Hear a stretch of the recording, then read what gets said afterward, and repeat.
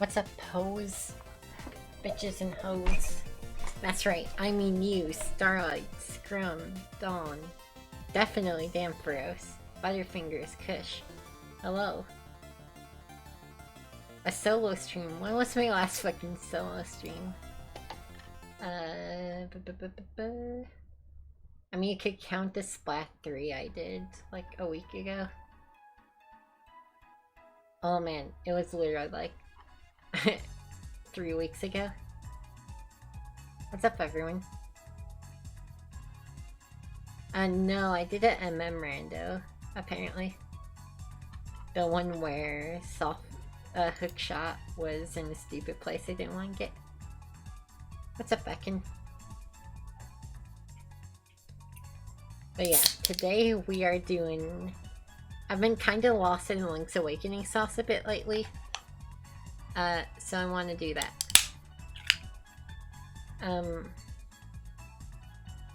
This is a very weird time for me to stream, by the way. I've been up since, like...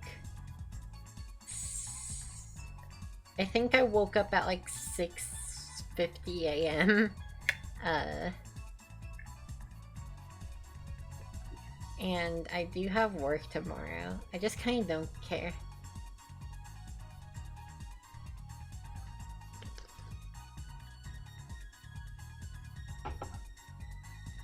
What's up, Amber? I guess you'll see, Victini. What's my favorite kind of sauce? I like a good bolognese. Like marinara. I don't know. Does that work? Shut up, Pokemon channel music. Nobody likes it.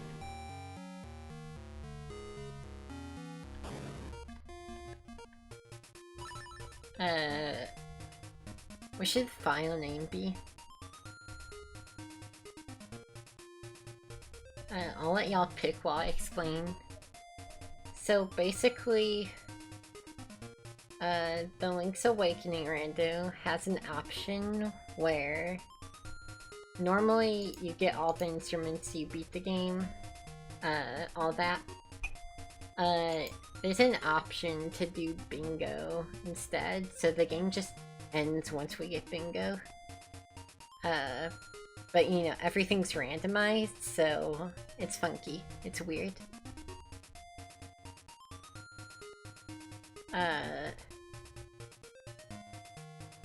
What's my favorite Dinkle? I think the pink ones are the best, personally.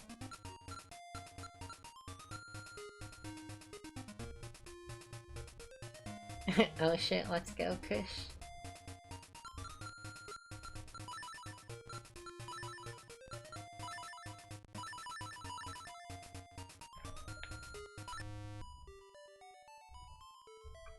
Alright, so...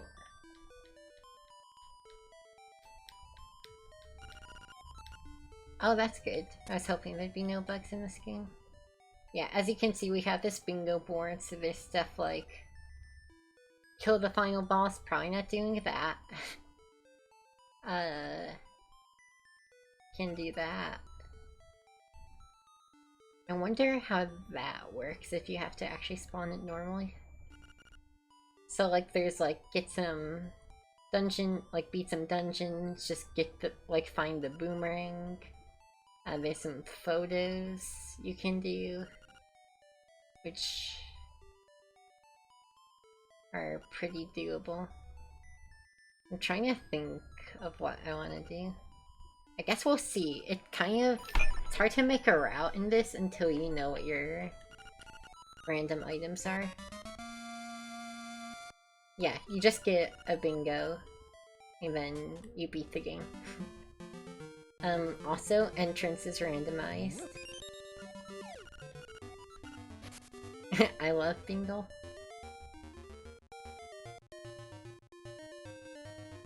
So, this is a funky one.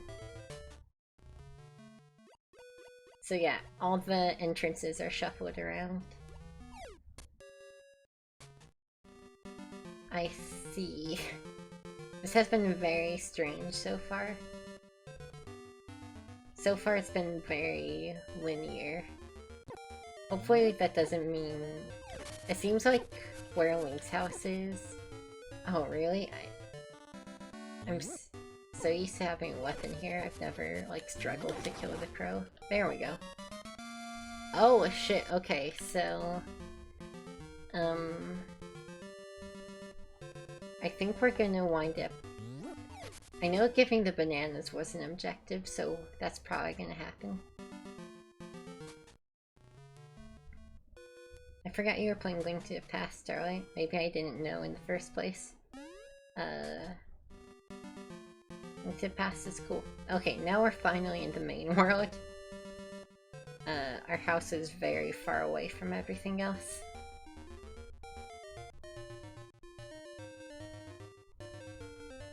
Link to the Past is cool.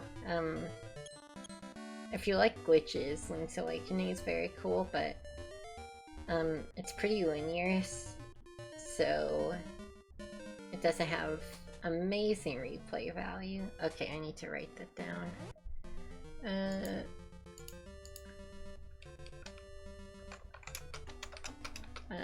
That's... Oh boy. Ding Glong. What will I call this?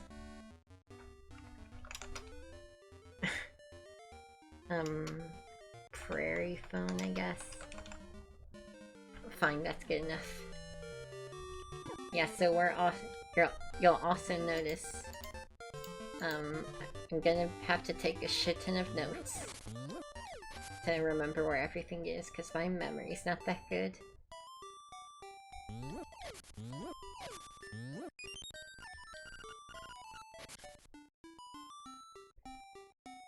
So I have done Entrance Rando, by the way.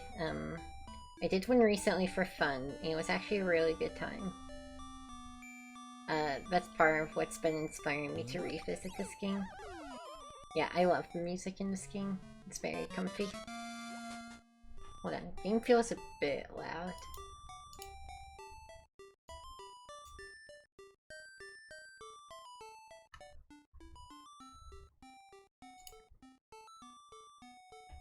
Alright, right, so there are like a million entrances here. But actually we're gonna go down to the beach. Because there's a couple freestanding items. Okay, we're writing this down too.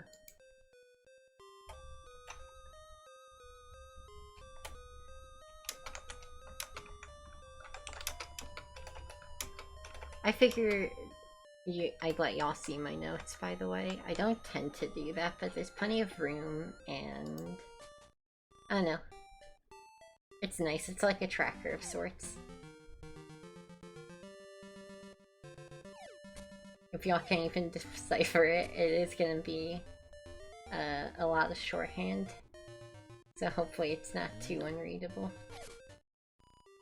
Nice. I can't believe there's actually an objective in Bingo for beating the final boss. We might need this. That just feels insane. Alright, good luck, Starlight. Oh, I see Scrum. I'm not sure I understand, but I do see. Oh wait, can we just get Marin right now? Because I know we have... I know she's useful for photos, but I'm not sure what else. I don't... No. Let's go, Stone. Oh, I guess we're just watching this full cutscene. I didn't realize they didn't change this in Rando at all.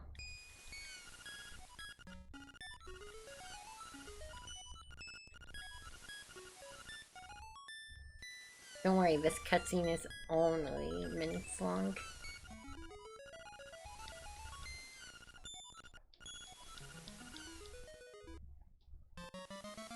Alright, well, hopefully there's a photo we need with her, because otherwise that was a big waste of time.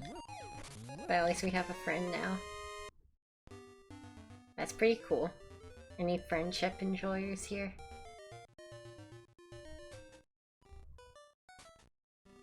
Alright, wow. Literally, like, nothing good over here. Awesome. Thank you.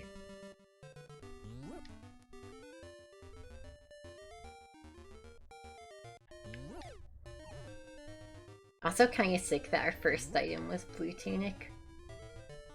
Blue Tunic is base as fucking this.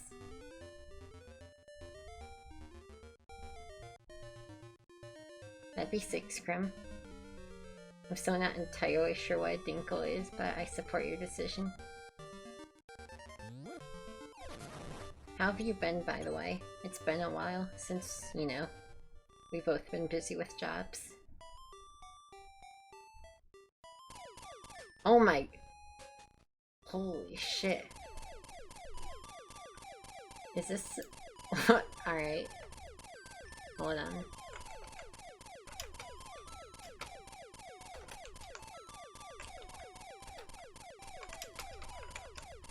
Been good? That's good. I'm glad Marin's having fun. Okay, that's vanilla.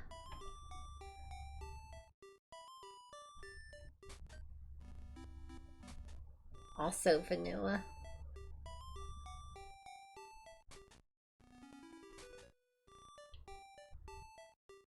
Entrancing, I swear I randomized the entrances. Okay. We've got a lot of really, like, minor locations to write down so far. What is this? Moblin...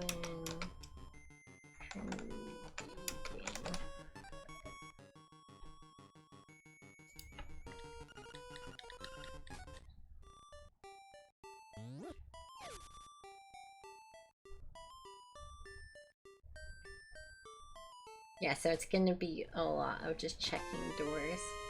Come on, can I get anything other than Power Bracelet, please? I mean... no weapons. No, like, feather. Cool. Oh, wow, thank you.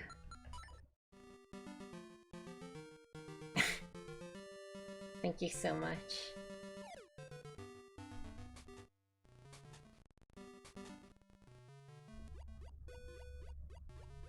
I did get sun-shished.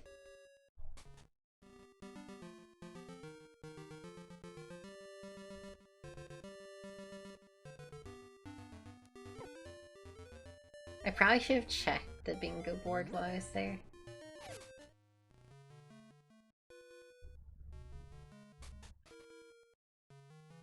Yeah, so there are a couple entrances that just immediately dump you in water in this, which is very fun.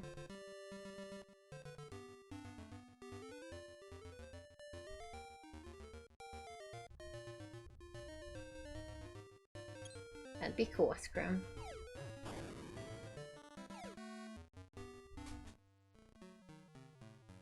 Huh.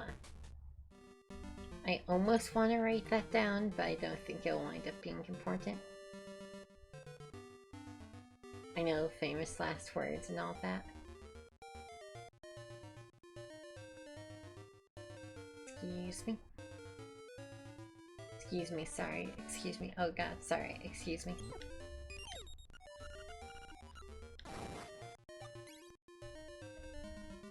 Excuse me, sorry. Oh, coming through. Behind you. Excuse me.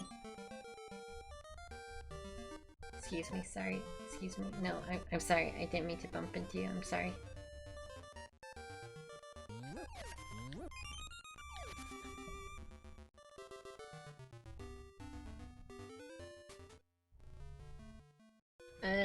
Gotta write this down. That's shall mention. Yeah, damn. Is that right?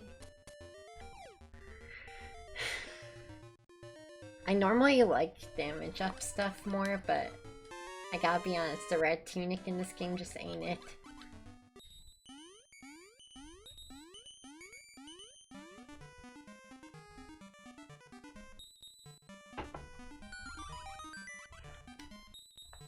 There's a lot wrong with it. Especially since it's not even the highest damage option you can get.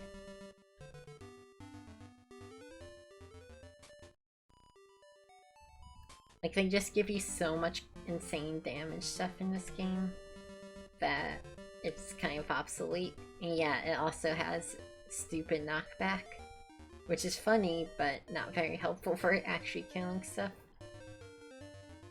It looks kind of neat, though. But yeah, you could either get double defense or double attack, which normally is an easy sell on the attack, but it just does not help in this game. Huh.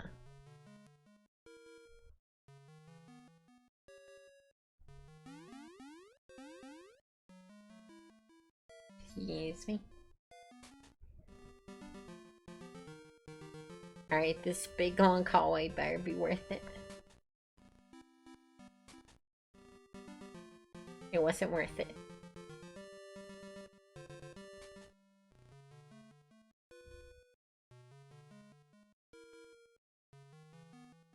Yeah, this will be a bit speedier once we get something like Feather.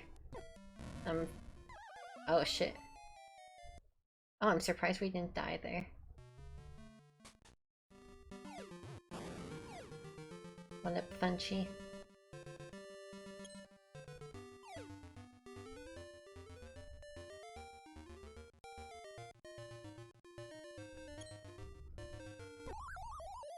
Shit. I was not looking. Yeah. You were very right about that. Zamparos? Is that how you say your name? Sorry. Sorry, I'm not very good with names, my bad.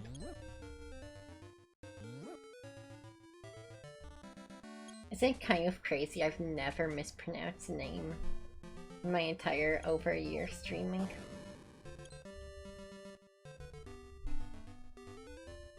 I think that's like, that's gotta be a record, right?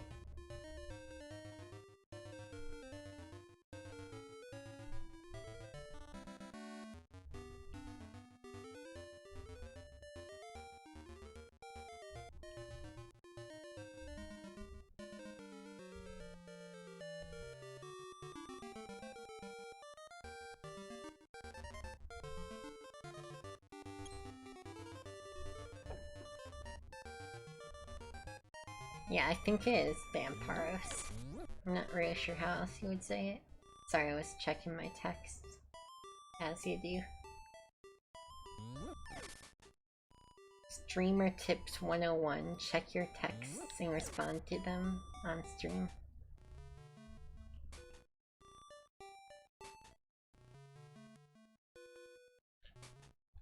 Lots of shit we can't do yet. I will say it's kind of dope having Marin along for the ride. Big chillin'. And she does this. That's pretty cool.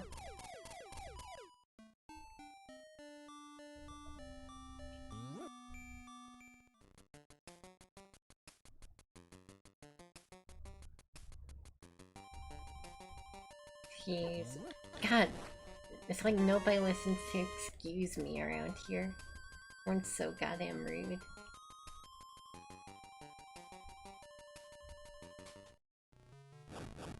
Okay.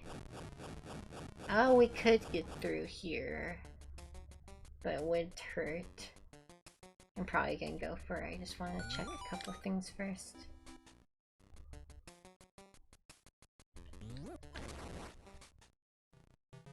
Oh, shit. Oh, right. Money.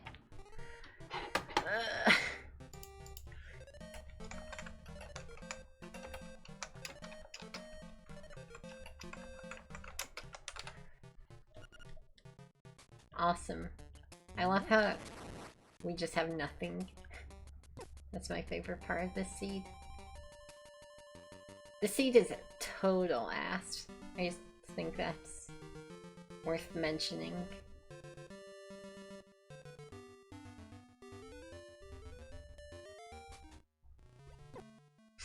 Just in case it wasn't bad enough. Oh, Marin's not looking too hot.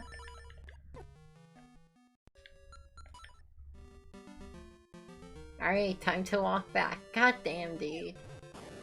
It's been 17 minutes of this shit. And we have fucking one progression item still.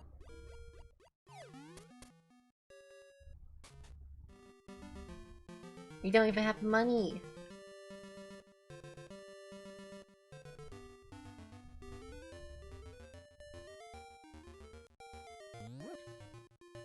Just wanted to confirm.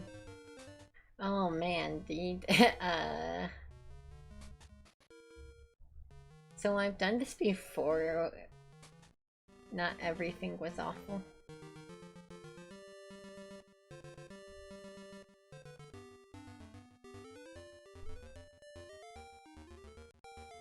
I even had like a test seed earlier, and it was fine.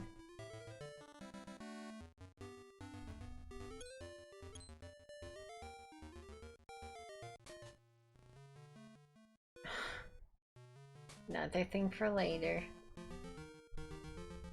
I'm like not writing all this shit down. I'm a bit worried it'll be relevant later.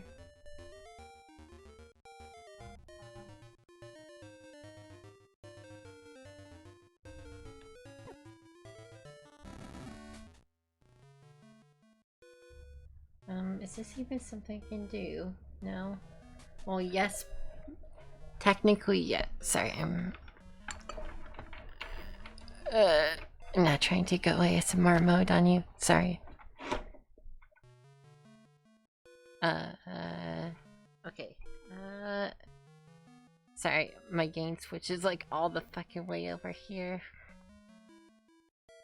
I just wanted to turn down my mic a bit. But now I've turned it down too much. Okay, this should be better. Man, you think you're gonna have fun playing something, and then you actually play it, and it turns into CBT. This might actually be bad enough to constitute a reroll.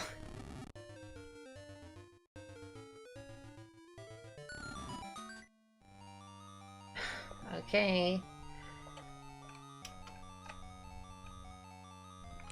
Oh wait, this is vanilla. Why is this vanilla?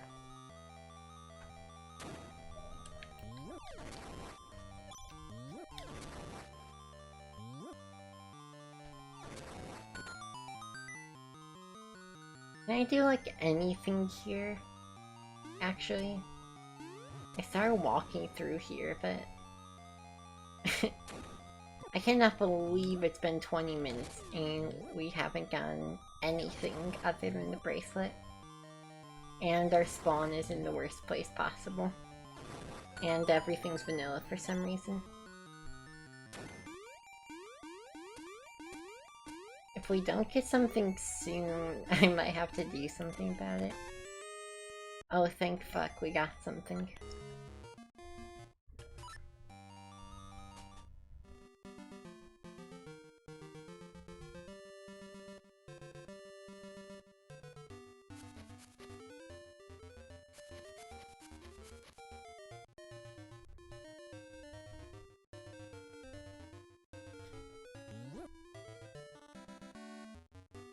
Y'all got anything over here? Ah, I wish my controller didn't do this. My fucking PS4 controller cable likes to brush right up against my mic stand. It's probably not that noticeable, but I notice. Oh. God, it's like I'm having to write down all stupid shit that might come in handy later for one check.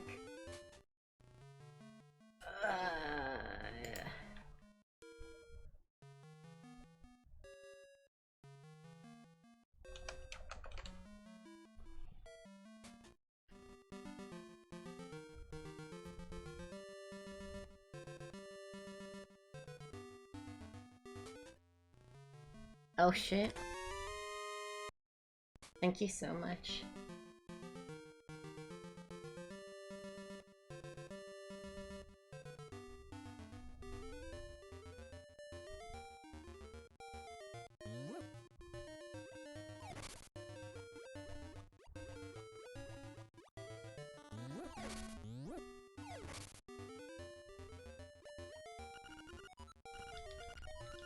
Yeah, alright, have fun.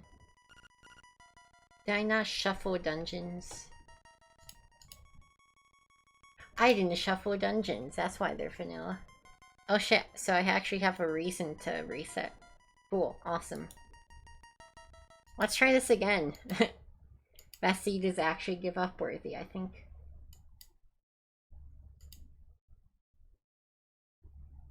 Why? What's with the weird...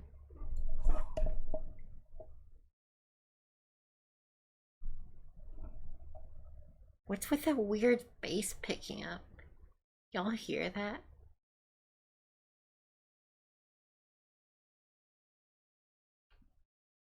Wait. It used to be like... Or... It still is. What is that? Is it like picking up computer noise?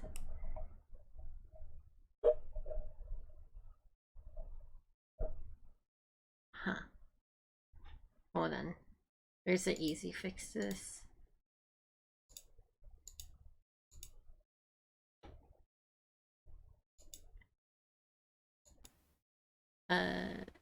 What? This sounds like shit. Whatever. No, it's not breathing. I would know if it was my own breathing. I'm also not particularly close to my mic. I also don't breathe.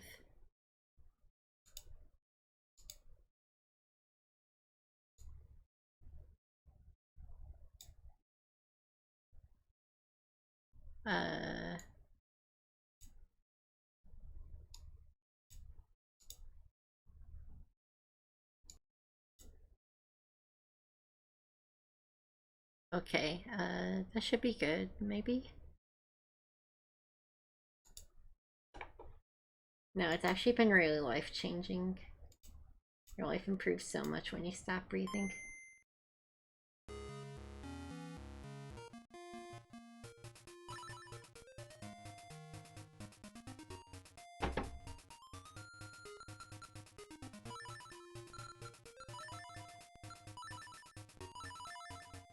Nothing ever happened.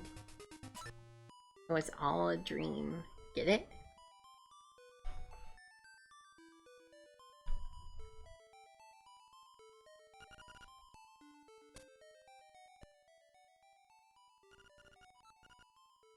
Okay, so see now we could actually benefit from grabbing Marin. That could be pretty big.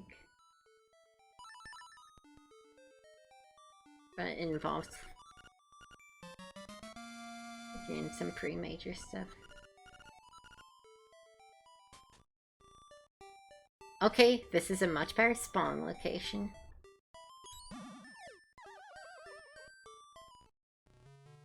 Okay, we have a weapon.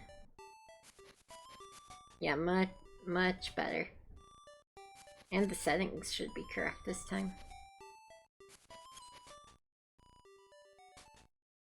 Even if it's just these, I'm so much more set.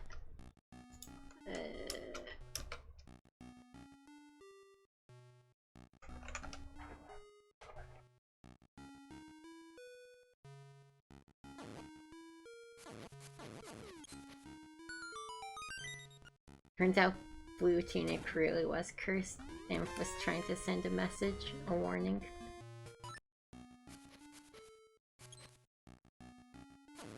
Getting Dungeon 1 early is pretty hype. Lots of quick items here.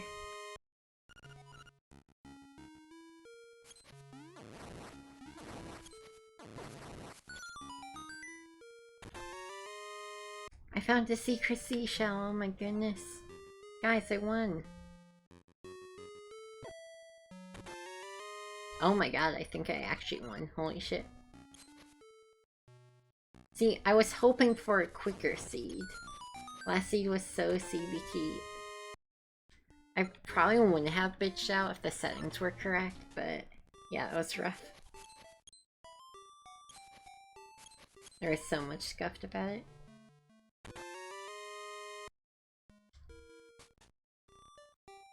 Yeah, this has been very helpful so far. Here, I should probably throw this on. Oh shit, of course I write over it right as I need it.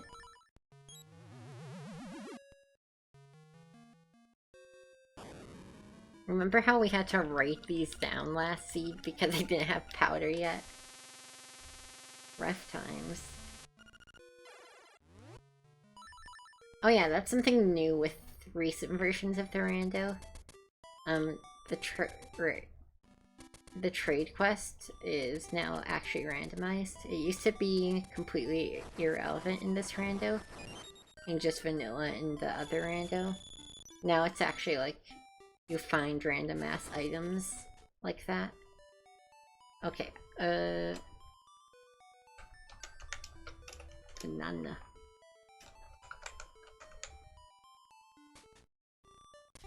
So yeah, that's cool. I've been following Link's Awakening Rando development. I guess that makes it sound like I've been like really keeping up with it.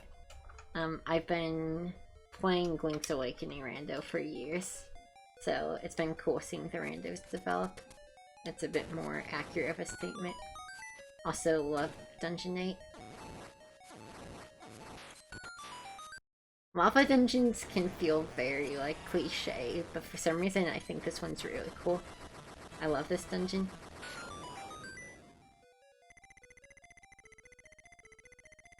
You know, this actually wasn't a childhood game for me at all.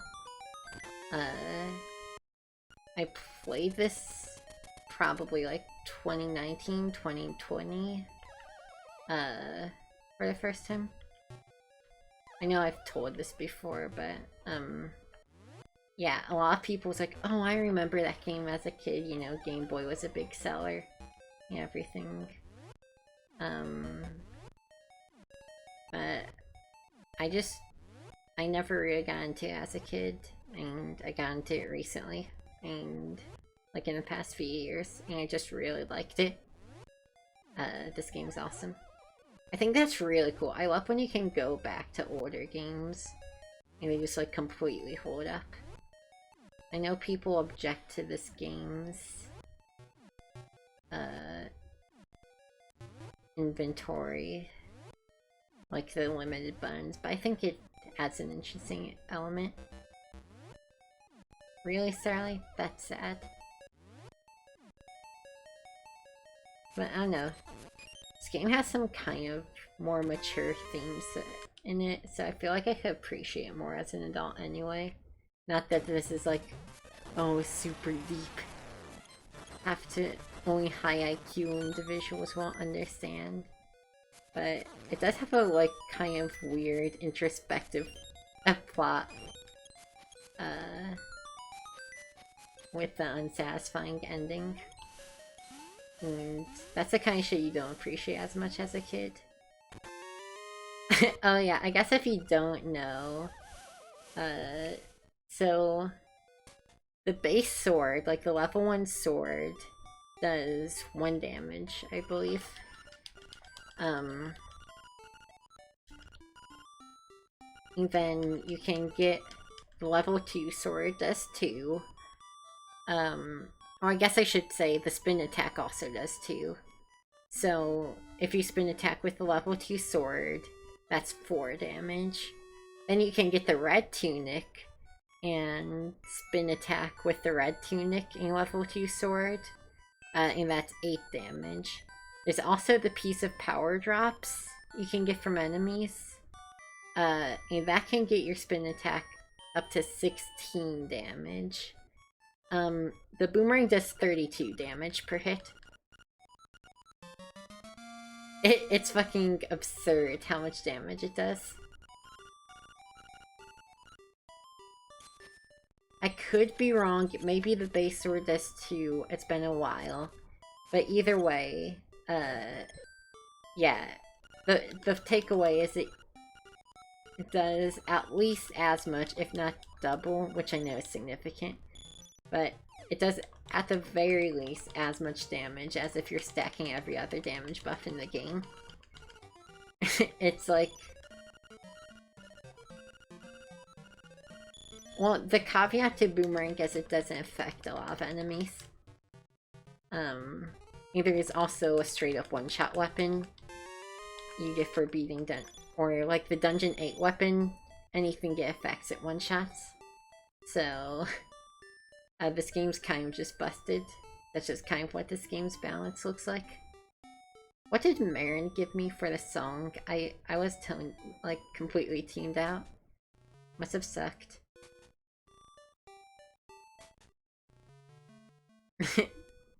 That's wild, Scrum. 3 Dinkles would be hype.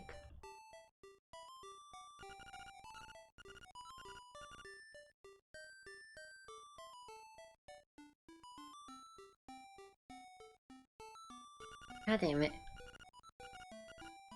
There's a pixel perfect lineup you can do here. Okay, that helps.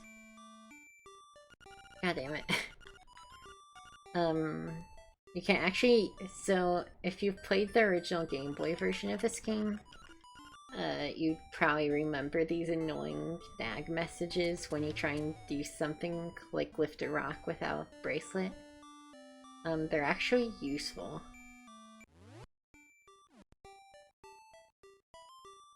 God damn it.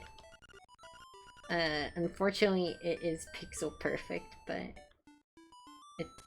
it is a really interesting glitch, so I'm gonna try and get it. Also, it's probably in logic. God damn, dude. It's not that hard to get in a pixel perfect position, I don't think. I'm at least used to doing stuff like that, you know? There we go. Yeah, so you tap up right, and for some reason the text pushes you to the side a little. Now, I'm not actually sure at all how that works mechanically, but it is interesting. There are, like, a few places you can do that.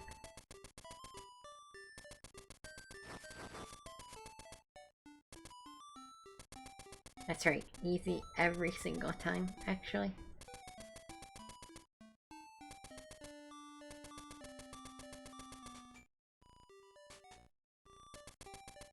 Oh, fun fact, this hippo had tits in the original Japanese version. Fun fact over.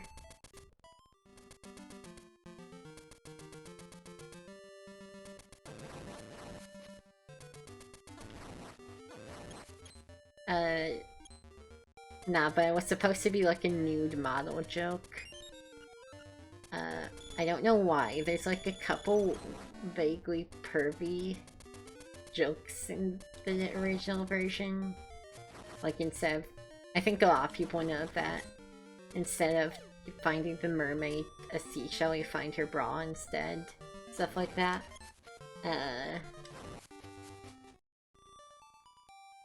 Okay. I guess...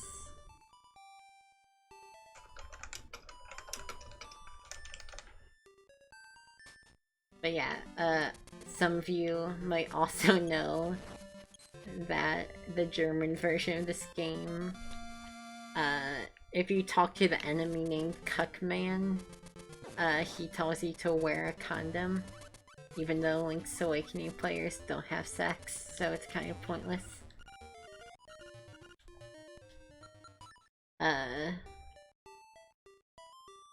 But yeah, this game's just like weirdly lewd.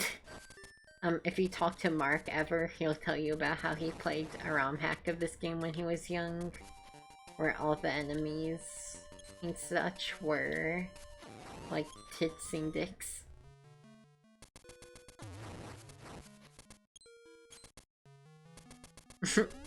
Yeah, Kush, it's wild. This game is something else. I can get out of the pitfall maze. I guess I'll do it.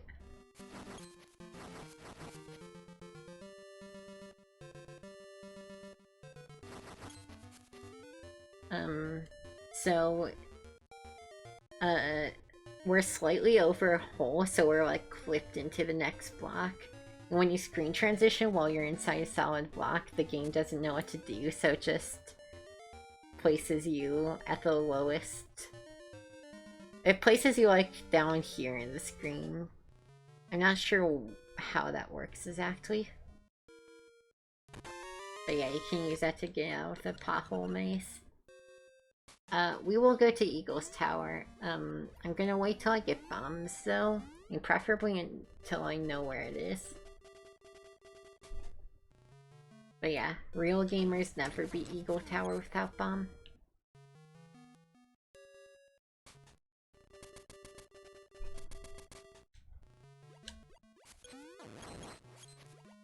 I will say, as far as randos go, this game is a hella underrated rando. Like, I think Link's Awakening, like, I get why that's a big rando, it's cool. But I feel like this game is a lot more accessible. And so many people really like... Why is my game fucking chugging? Alright. Oh shit, sword is huge. You can't beat any bosses without sword. Or you can beat the Eagle's Tower boss without sword, but I'm pretty sure that's the only one. But yeah, I'm surprised. I literally do not know another person who's... Well, I think I know like a couple people who've played it, but like, it's not many. Okay.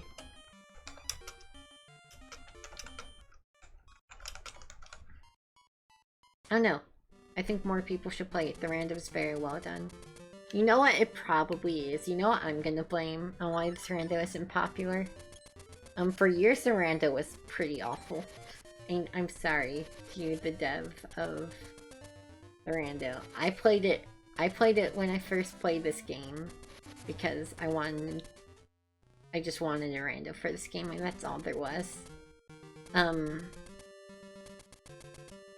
It was weird. For some reason made like a lot of arbitrary changes to the overworld. The trading quest wasn't changed at all, so you had to do the full trading quest every rando. It took often several minutes to generate a seed, which is a lot. It would often just fail to generate a seed. Lots of really weird jank fixes where like instead of getting the item, let's say like from an NPC, there would just be a chest where that NPC normally would be. Stuff like that. So that's all there was for the longest time. And then based whatever this guy's name is, I'm sorry I don't know, but they came in and made an incredibly competent one. Damn it, I didn't really want to use that yet. I'm just gonna die here. Actually, can't even get past this.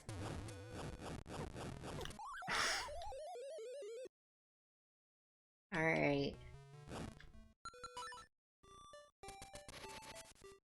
So where was Pothole Maze? It was somewhere over here.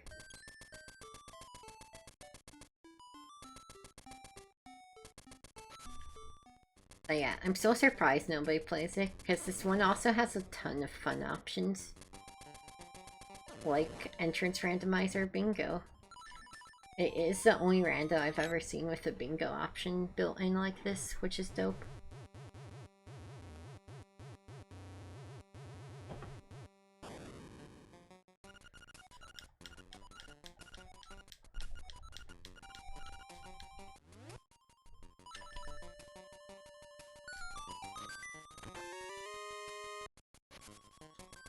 Oh shit.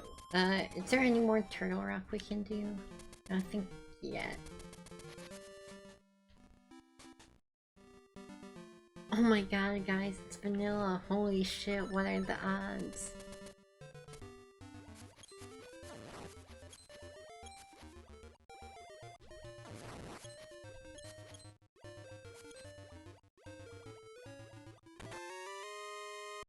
Okay, cool.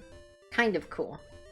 Unfortunately, that means we're gonna have to go back through that fire cave we died in.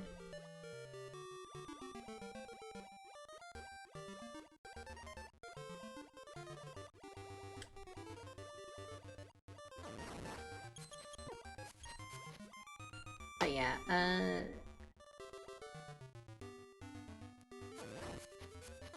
I will say, insanely good play resetting. Massive dub, as the kids say. You know, I'm not doing that right now. I'm gonna do this.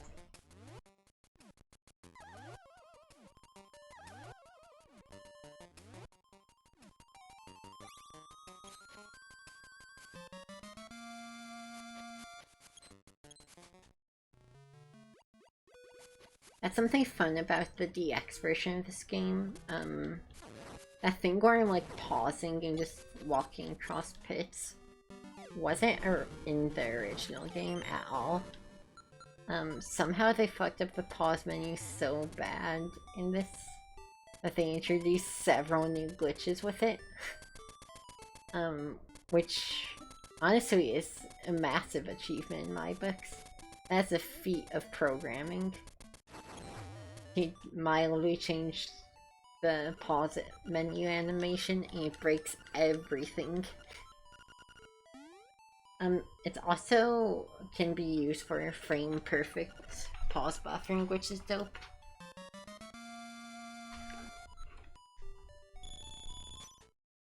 Alright, I can mark this off of my little sheet.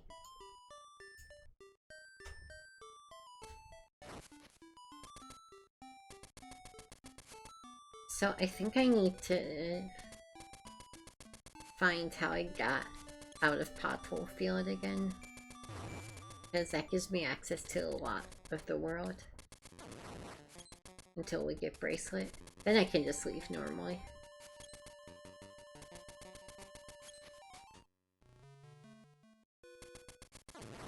Was it here?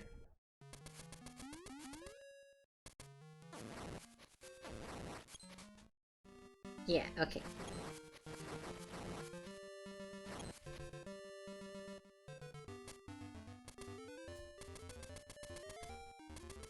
I love how it really just lets you escape like that. Such a wild glitch to me.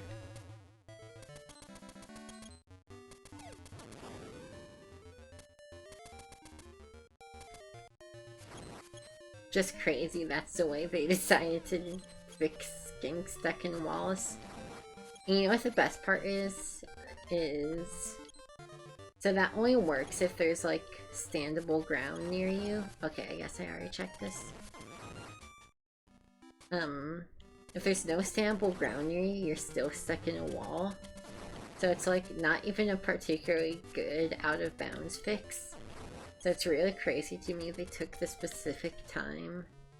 Okay, I know that's something, but I don't want to check it yet. But yeah, they took the deliberate time to program something to unstick you from out of bounds, but only in niche scenarios. This game is fucking softlock city. This might be the game I've softlocked in the most.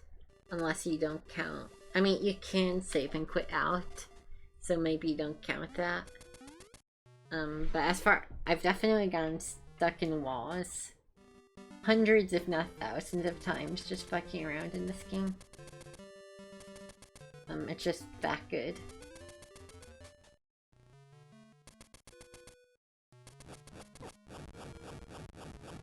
I do love that you can just skip Mirror Shield by face tanking that.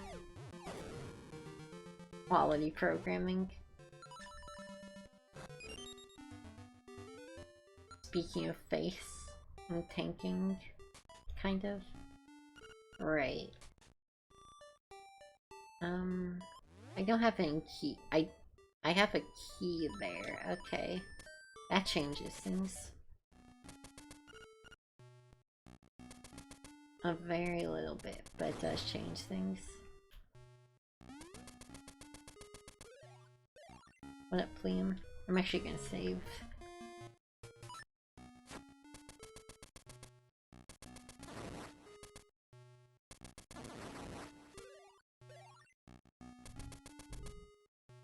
I think I can get across here, but it might be stupid.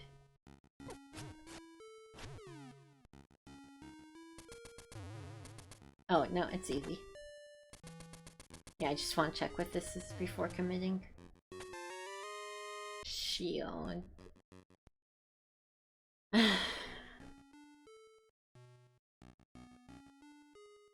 Kush, thank you for the gift sub. The Scrambular, thank you so much. Really appreciate that. I guess I'll keep the shield.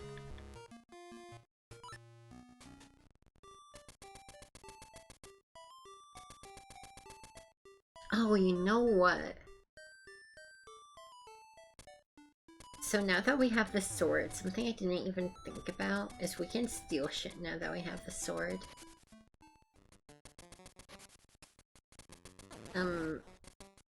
The game checks to see, like at the beginning,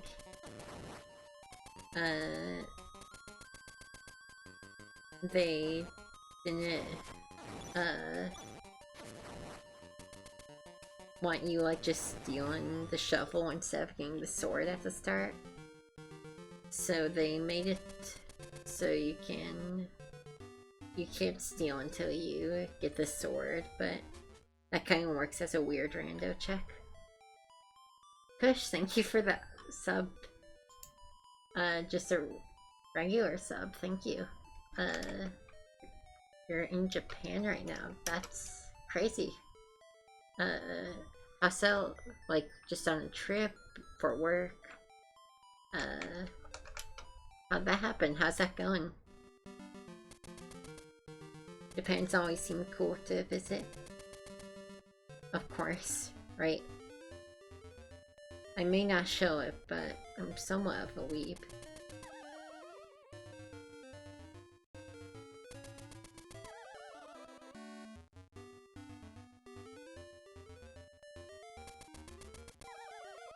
Oh, that's awesome. Yeah, that's sick. Just proactively doing stuff for yourself. Feeling fulfilled in life. That's so important. Well, I'm really happy for you. That's awesome.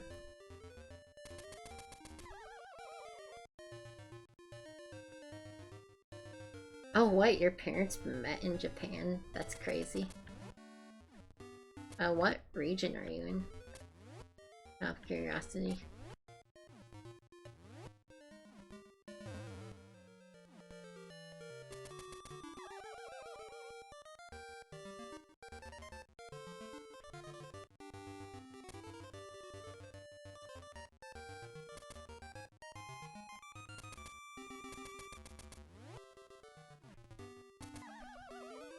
Oh, that's sick.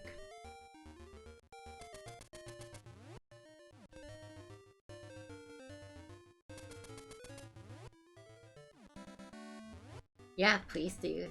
That'd be sick. What am I doing? Why am I trying to boots bonk over this? Average squash gameplay.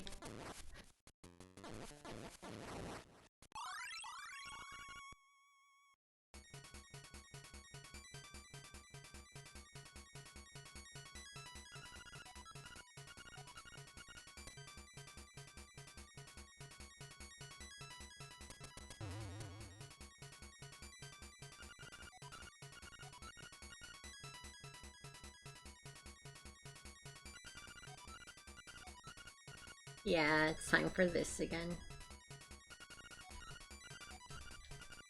I hope you really like this message. One of these days I need to crack open the disassembly of this game just to see how half the shit works. Like half these glitches. Like I have no idea why the text box would possibly displace you like that.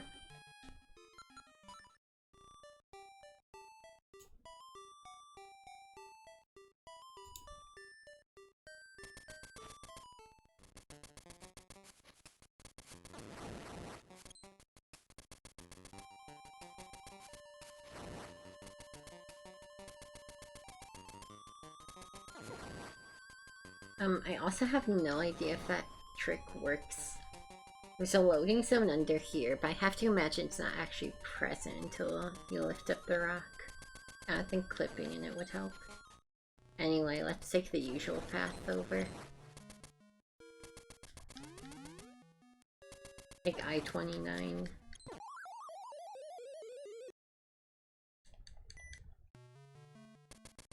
Take exit 22A off the highway. Get to Pothole Field. It's a little detour you can do there. Y'all, I had to take my brother to a job he got at fucking 7 AM.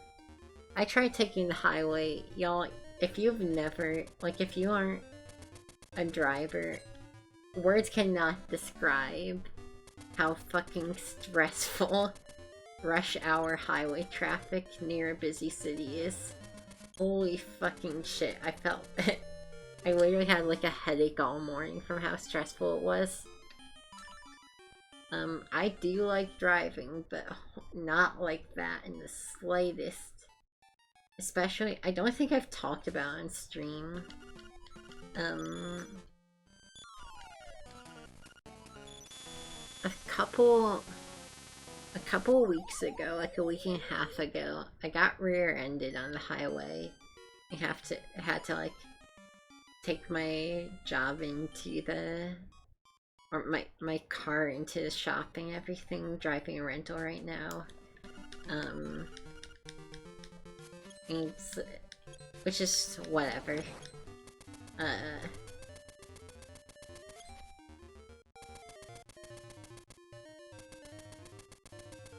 But, you know, after you get in an accident like that, you're kind of like, at least for me, I'm still like really kind of anxious about driving. And especially because I got rear-ended during traffic on the highway.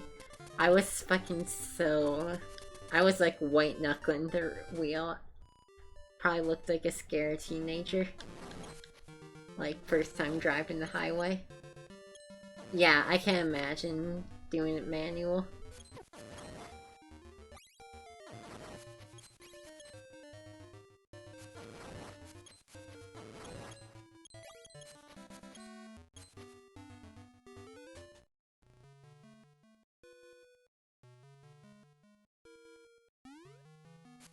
Yeah, I feel that, Kush. I don't know how fast they were going, but it was probably pretty close to that.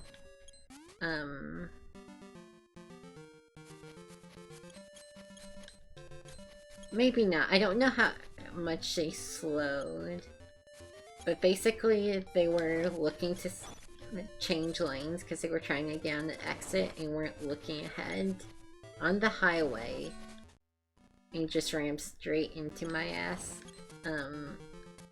So I think they tried to stop, but it still must have taken, you know, it still was going pretty fast. It was enough to push me into the car ahead of me. Luckily they admit fault and everything, so it's like, cool, I guess.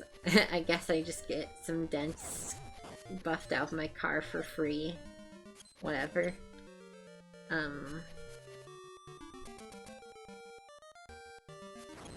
But yeah. Rough one is great as fuck. And yeah. So I'm trying not to take the highway as much, but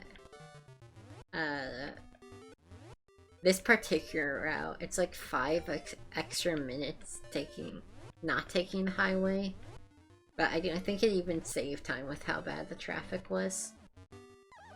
I'm sure as hell not doing it next time. Also, I had no idea you drove, Dawn.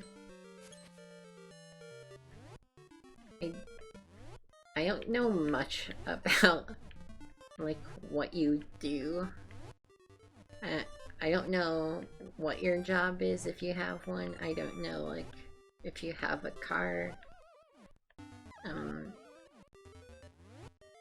But yeah, driving is fun.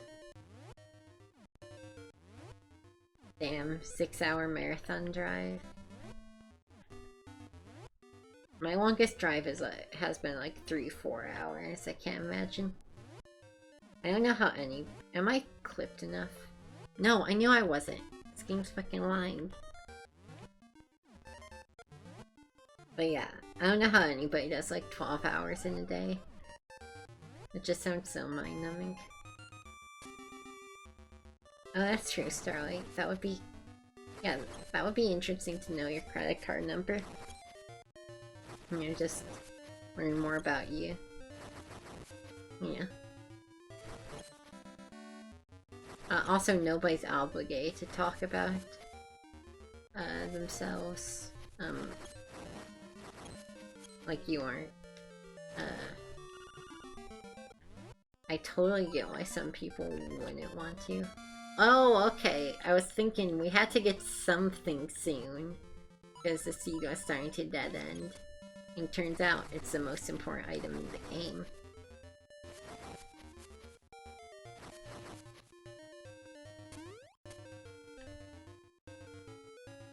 It's like the boots and Link to the Past if they actually unlocked something. By the way, you know how I was talking about how the Link's Awakening DX, like the remaster version, pause menu added some glitches? This is one of them. For some reason, I literally can't imagine, but, if you pause right as you hit the water after a jump, you can jump again.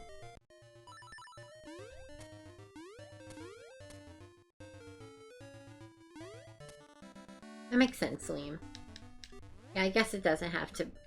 I think it really depends on what the drive is like, not how long it is, per se. Because... I'm just so used to driving.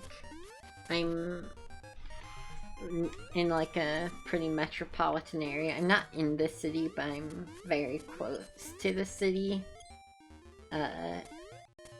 You know, Texas is one of the fastest growing metropolitan areas in the entire US right now. It's getting as populated, like, it's on track to become the next California, especially the area I'm at. So, like, I'm used to just nightmare traffic all the time, so I guess that's just what I envision when I think doing that for 6 hours. But that's probably not the case.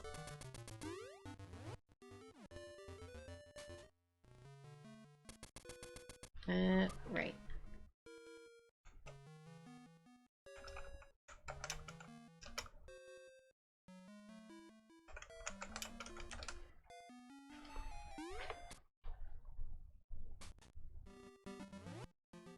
Yeah, I do enjoy a nice, lonely highway.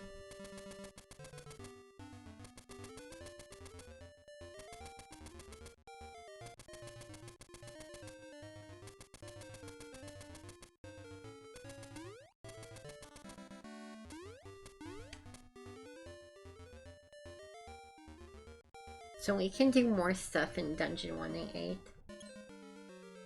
Can we give her her necklace back? We have that, right? I'm gonna try it. I'm gonna try Jesus jumping to her.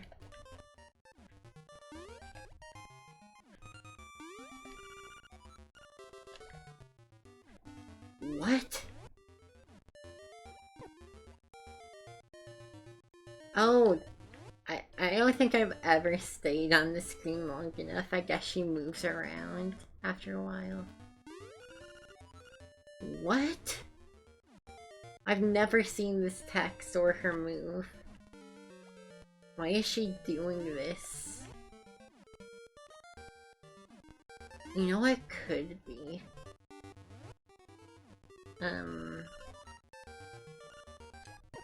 So there's a thing... You know what that might be? Because that's like really weird text, right? That's like... It doesn't really make sense that they'd make a whole thing for just her being like, I looked around here. You know, I think might be happening. So in the original, you're looking for a bra, as I mentioned before. And there's this whole joke, I guess, where if you dive near her, she, you know, calls you a pervert for trying to look at them fish titties. But, you know, that joke's complete. Like, everything about that's removed from other translations, so maybe that's what's going on.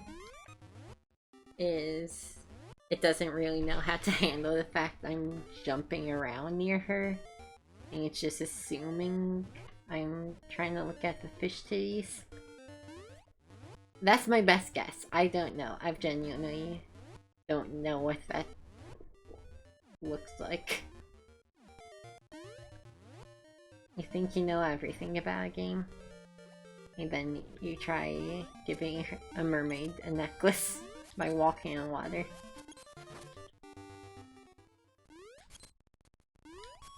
But yeah, there's like a million ways to get to Animal Village early. But one of them is you just Jesus jump over here. I do like the fish of sea, I can't lie. I may not show it, but I am down bad for it.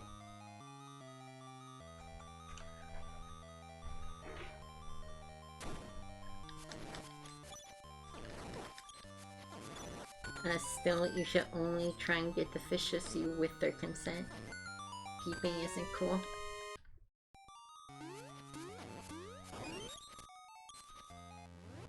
Very important distinction.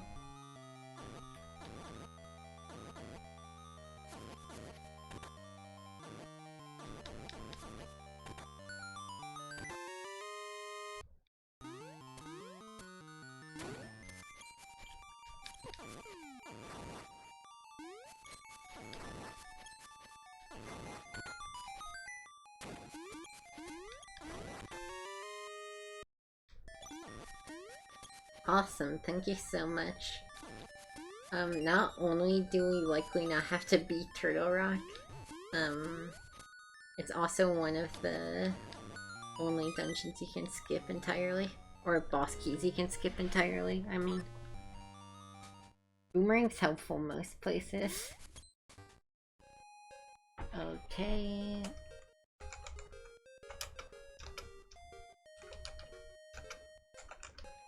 I love this song, by the way. A lot of the, like, random NPC houses have such, just, like, pleasant music.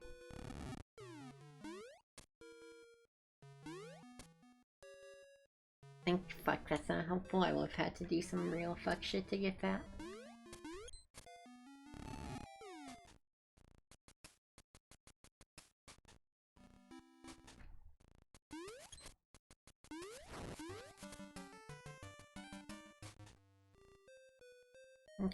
Okay, I can do this. It's a little on the tricky side.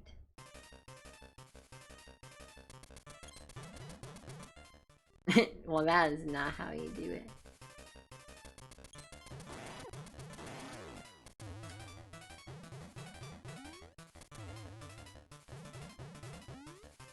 Hold on.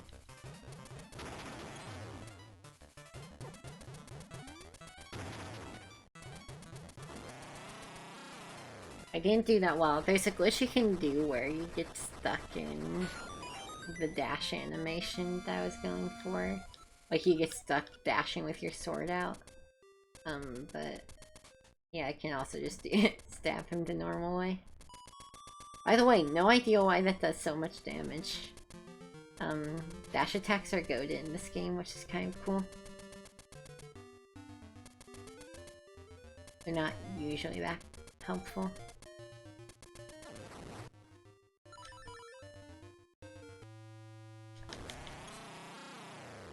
Very hard boss.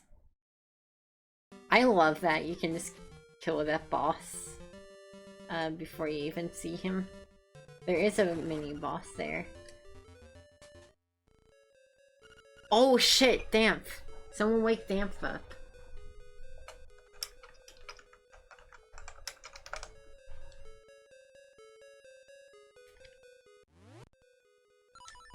apparently we get bracelet here too, which is hype.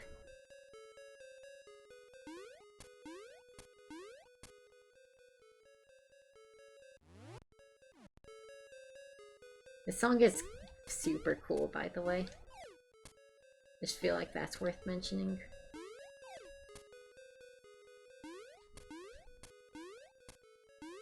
Don't mind me, by the way.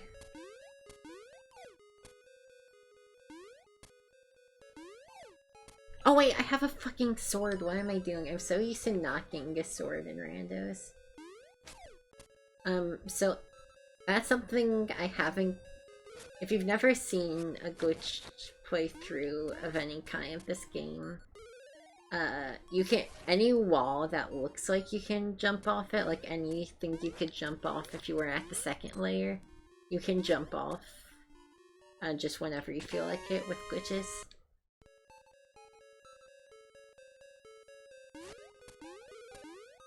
Yeah, that makes sense, Liam. I agree with the play, for sure.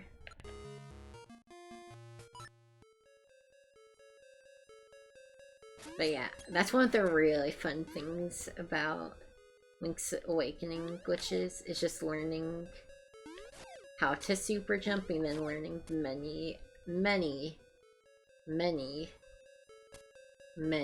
applications for it.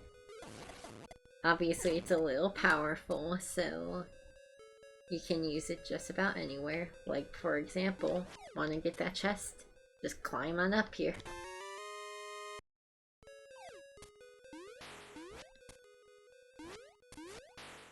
They kind of fucked up the programming of this game. I'm sorry if that hurts to hear, but this game is one of the worst programmed games I've ever seen, in a very loving way. This game was, to be fair, an after-work side project, coded from the ground up in assembly, so I can't really blame it for being fucking shit programming, but it is charming. Damn, we already passed the curb. What do you mean? Really showing... really telling on yourself.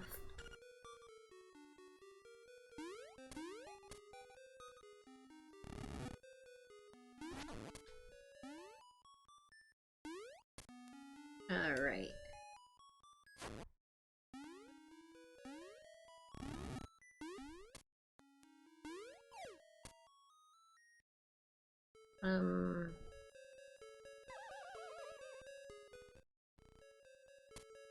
Sorry, routing is super...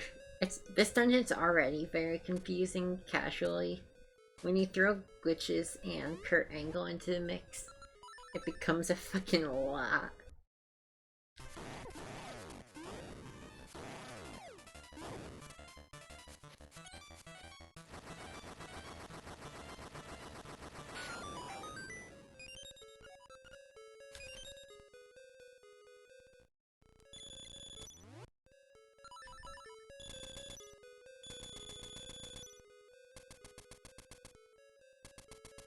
There he is. Someone wake Damp up again.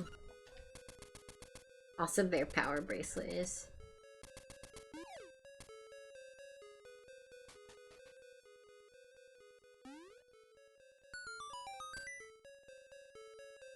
So I think we could technically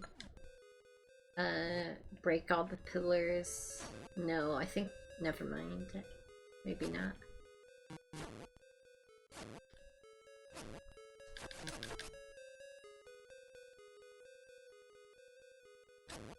These guys, my beloved.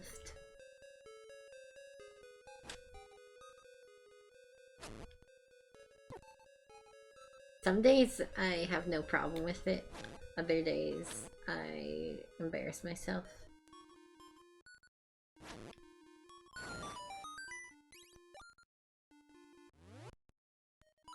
Unless it actually, like, severely impacts gameplay. I think glitches are almost always a positive.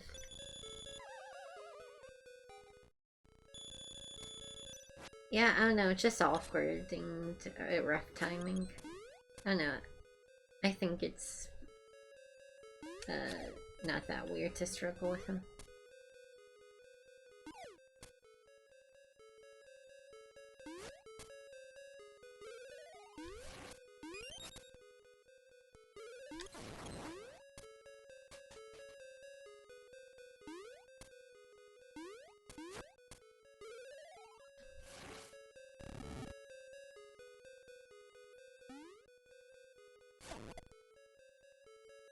Trying to think of how to get over there, actually. Can I reach this with boomerang? Okay, cool.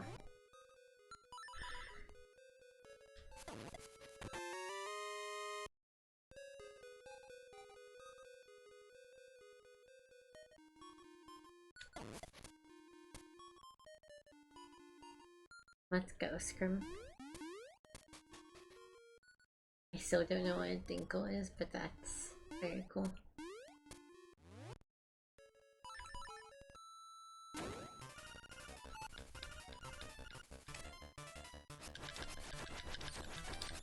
This is one of the mini bosses ever made.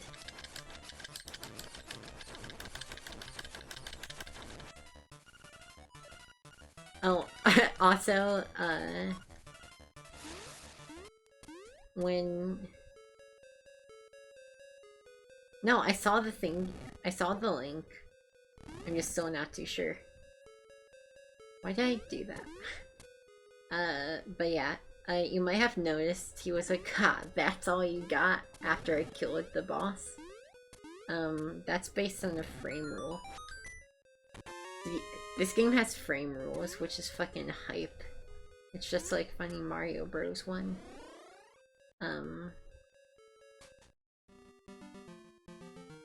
Basically this game has a couple global timers.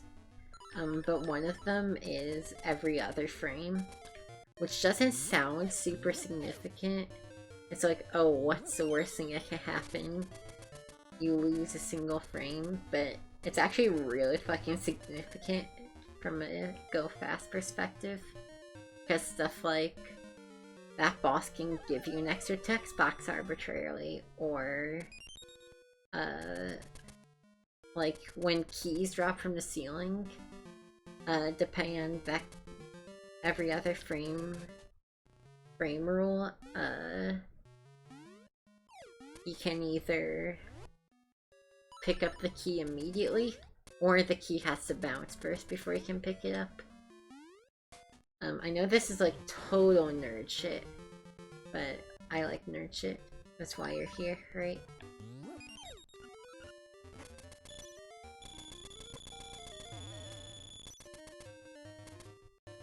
I probably don't need to apologize for that. People watch speedrun documentaries. People love when someone busts out the frame rule talk. People are like, oh my god, I don't get it. Type.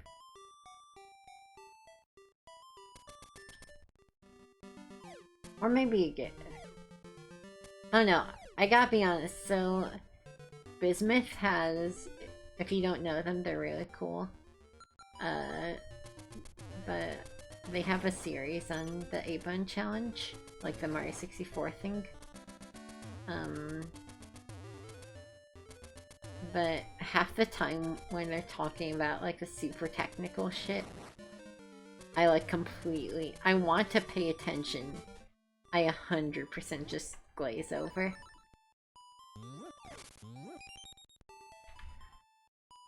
Alright, Night Damp, have a fun rage quit.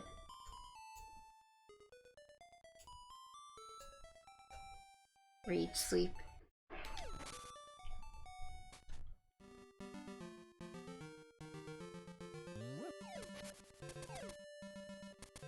Yeah, I guess there's a lot of stuff it just checks for every other frame.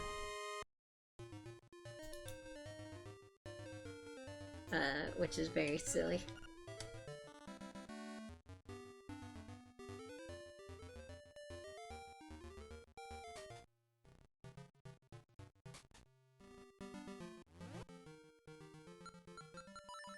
The scene's going very well. I should probably take a peep at the bingo boards pretty soon. See what I actually need to do to beat the game now that we have a lot of stuff already done.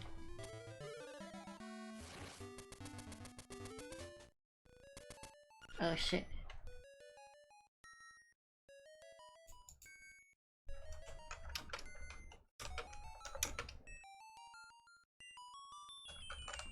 Payphone, payphone.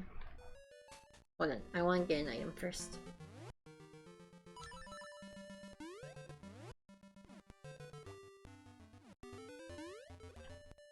Nice, frame perfect.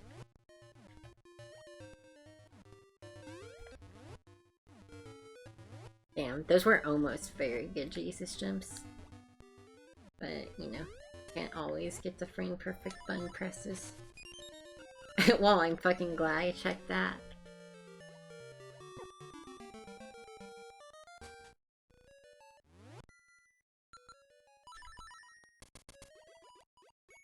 My final message. Goodbye. Remember that one?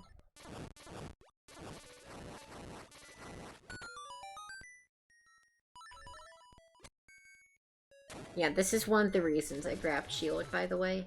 Amazing dub on my part. I'll say it, I'm not afraid to compliment myself. This is known.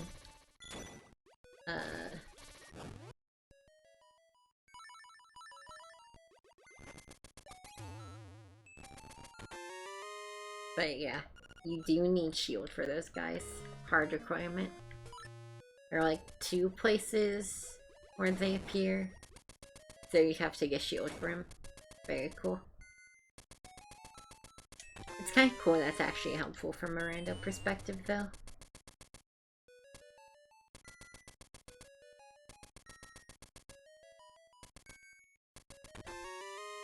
Normally I want to check the bingo board scene. Just cause, like, I don't know how much I need to do here.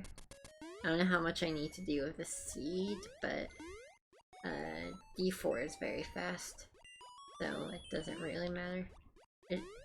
It's like really fast, quick succession items. Yeah. I appreciate it, Liam.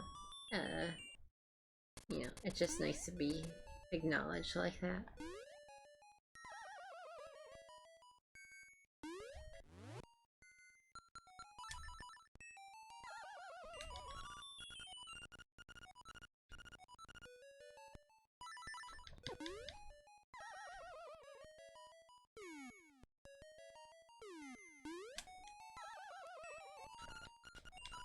That's how broken this game is. The mushroom is a helpful glitch item. You can do those pit buffers without it in the DX version, but it makes them so much easier. If you just jump into a pit, hold up the mushroom, and then buffer in the save and quit, after the text disappears, you just instantly warp to the bottom of the pit. I'm not really sure how they fucked up pit buffers that bad. I think it's just if anything interrupts the routine for falling in a pit, it just doesn't know what to do. And it's like, ah shit, I guess you didn't fall in a pit.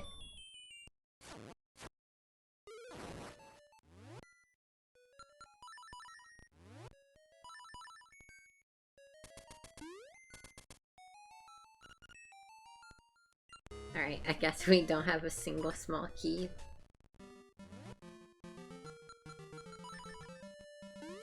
Well, that wasn't super fruitful, but it was fine. Just like my average day.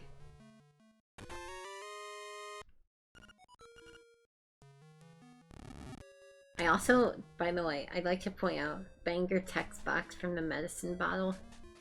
You should apply this thing to see what happens. Just try it out. Fuck it. Very good medical advice. Don't know what something does? Just apply it to your skin and see if it does something. See what happens.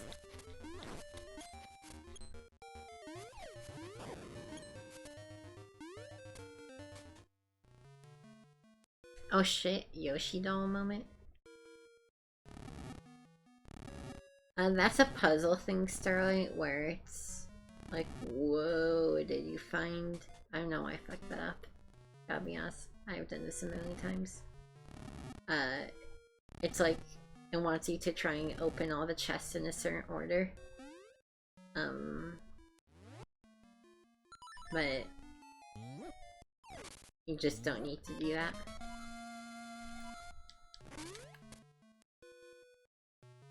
But they're all the same thing. There will never be more than one item on the same screen. The way items work in this game is they're assigned to... they're part of the screen transition script.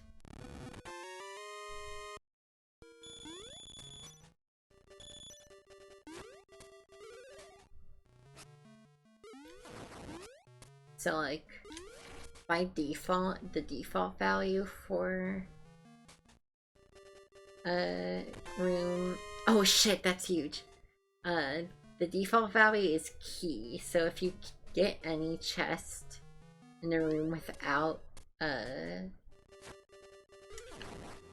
item value associated with it, it'll be a key. There's actually a really interesting glitch you can do where you get a key in Dungeon 5 and you bring the key over to the next room where you get hookshot. And when you take it over to the next room, it becomes the hookshot because you took it to that room. So it's just like a generic item handler script, and then it just references what room you're in to give you the actual item. Oh shit, I should check the bingo board.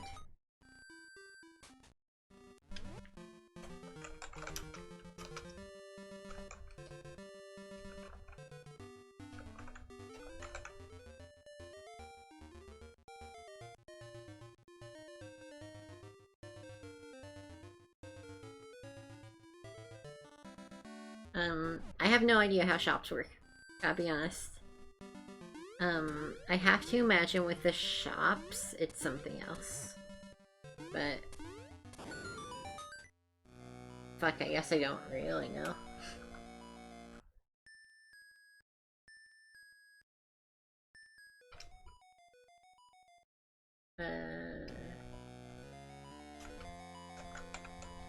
Alright, I'm gonna check bingo board before committing to that dungeon because it sucks.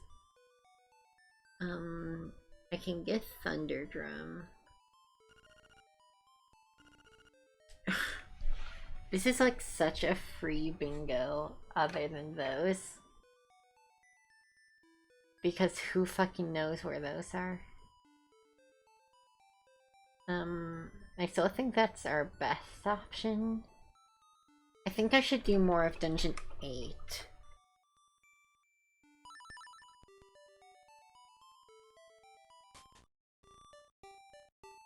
But yeah, that's what part of why I wanna actually open up, like eventually take a look at this game's code. Because I am curious now how shops work. My guess is it'd be a special case where you can change what item is in that room. But maybe there's something about the item script I don't understand.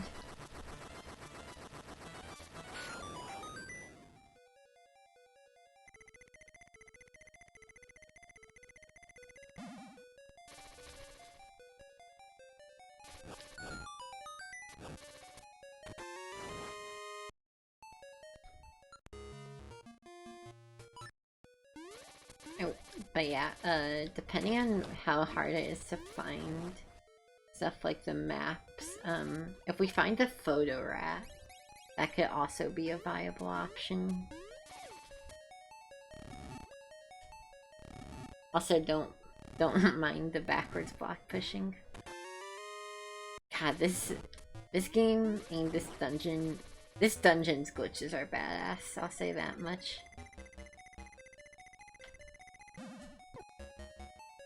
Well, see, then that wouldn't make sense about... Because there's still, like, you can buy, like, the bomb-aimed arrow refills from the shop. But...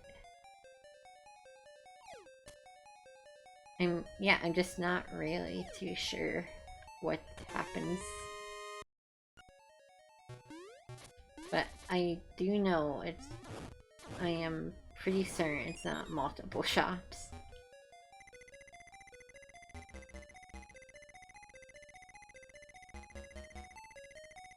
I will say that's something a very fun glitch you can do is, if you just try really hard at it, you can enter the doghouse in Mabe from behind, and you enter a glitch version of the, like, dungeon maps.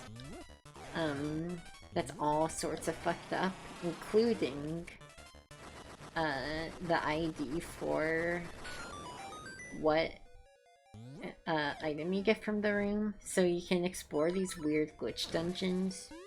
I've showed this on stream before, just because it's fun. And get a lot of weird items. A lot of them are like bizarro text, because it just points to some random shit instead of actually useful information. But there's some really cool stuff you can do. Like, for example, you can find a trade item. Because the trade item is progressive in default, where it's just, you get one thing, it increments the trade sequence, you know?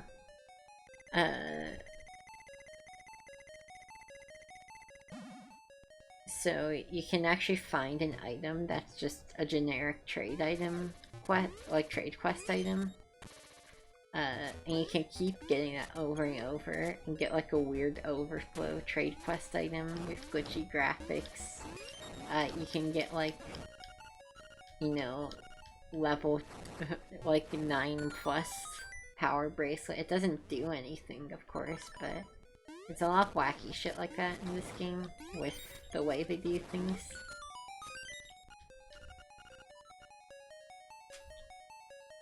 That's something really fun as someone who likes both this game and Link to the Past specifically. You notice a lot of the same, like, programming quirks in Link to the Past also exist in this game. And vice versa. Which is pretty cool, honestly.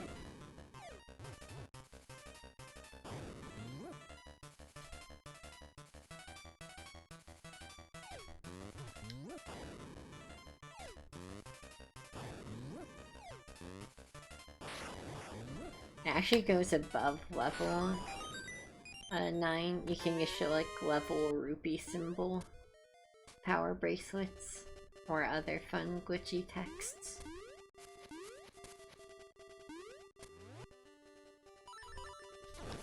Of course, there's nothing it actually is coded to interact with, so it doesn't do anything. But it's funny, it's wacky.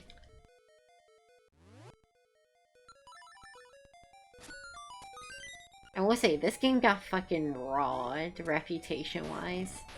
Why did this game never get hailed as one of the great glitch games? Why is it only, like... I don't know, like, everyone knows how bugged stuff like Ocarina of Time and Pokemon Gen 1 and stuff are. Where's this game's reputation for being a fucked up, buggy mess? This game, like, again, like, I'm talking about it. Surely y'all can notice how fucked this game's programming is, like, to its core. This game deserves the clout.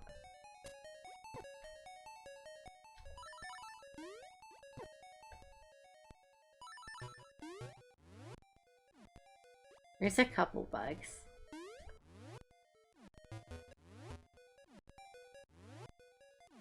I mean, Ocarina still has very fun glitches, but this game has that special brand of glitches you only see in hastily coded assembly games where they don't even really make sense. And you're just like, what? Like, what the fuck is this?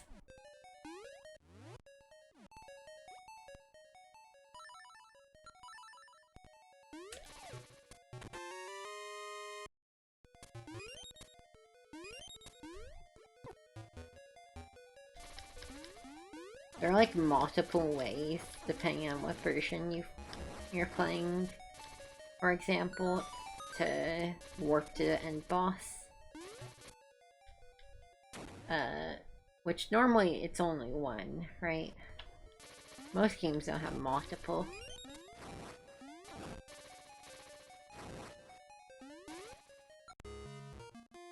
Yeah, super jumps like that.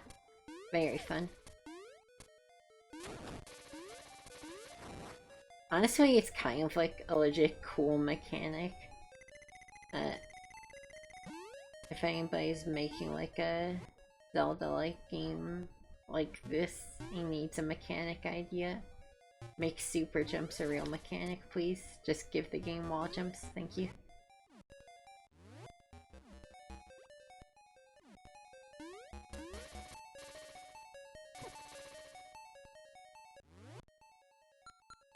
Boomerang just nutty in general.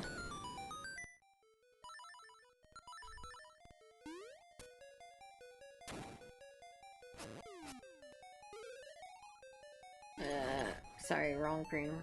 My bad.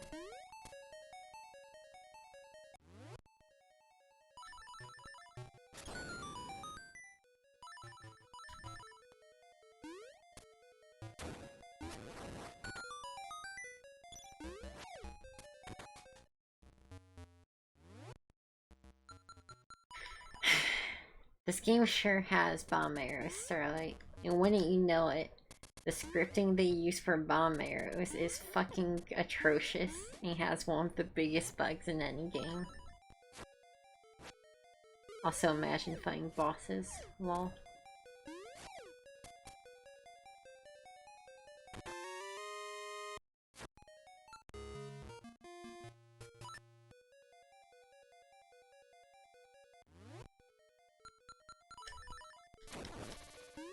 The bomb arrow glitch I'm referring to can't really be showed off anywhere, but I'm sure you'll see it. It's used a lot. God damn it. Keep trying to be fancy and jump while moving that thing. I think it's not working out.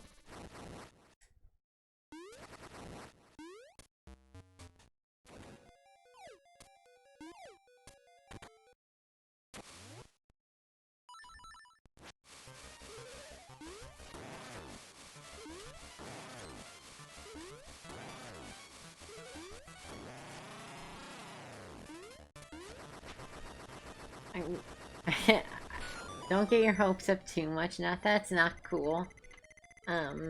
It's just very confusing. I'm worried about being able to explain it well.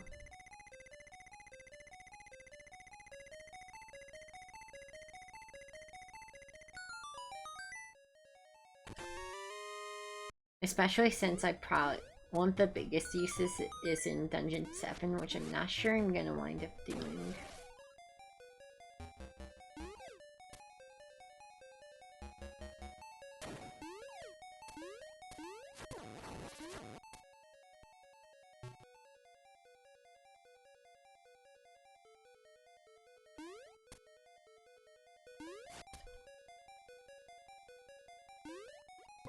Come on.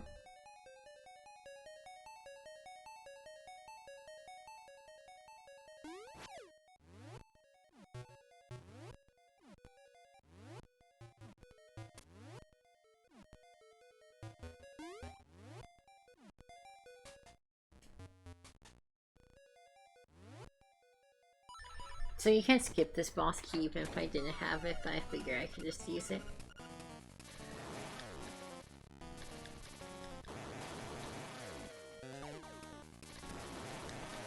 Obviously we do things intended here.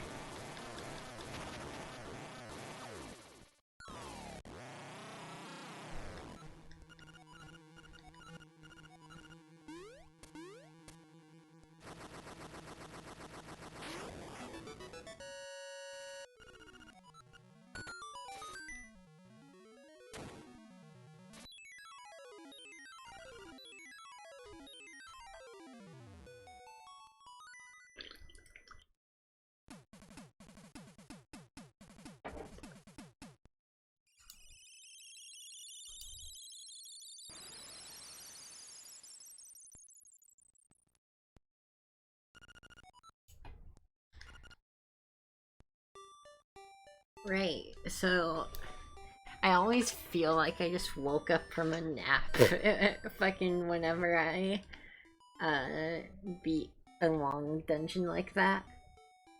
It's like, oh fuck, where am I? What am I doing?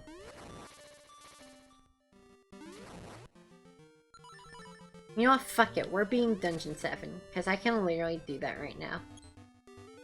And I want to show this off, and it's fun, and it's cool, and it should be pretty fast. I hope y'all are Dungeon 7 enjoyers. That's a tower. If you don't know.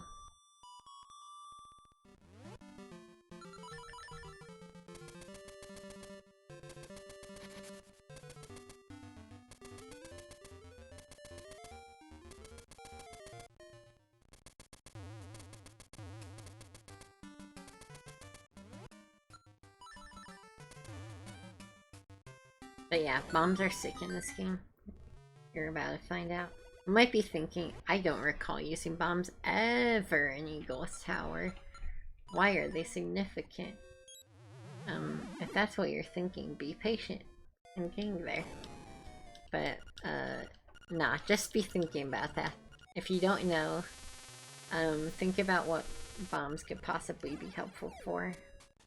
You know, if you don't remember, that's a thing where... That's a big tower. I think most...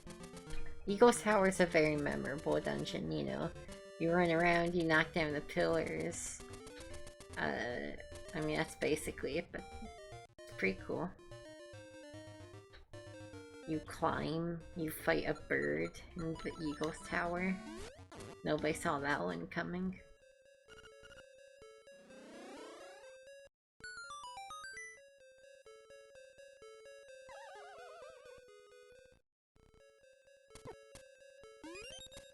But man, carrying that ball around sure is difficult, isn't it?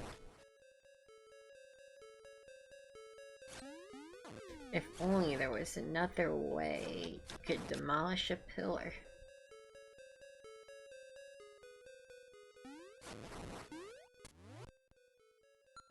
Like Bombus.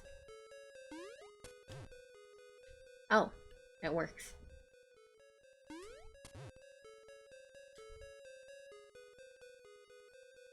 Wow, who knew it was that easy?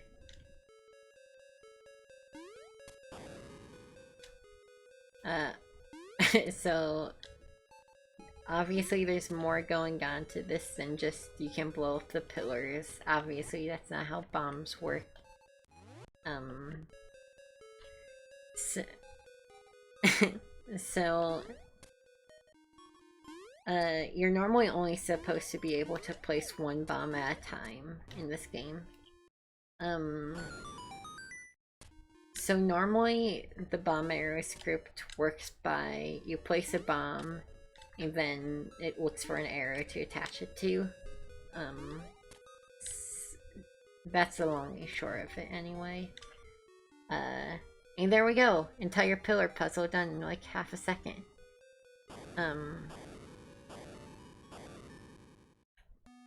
But, if you manage to do a glitch to place, like using them on a screen transition, to place two bombs simultaneously, what happened to the... The pillars are broke. Oh, you can just clip into a wall. Vanilla. Fun.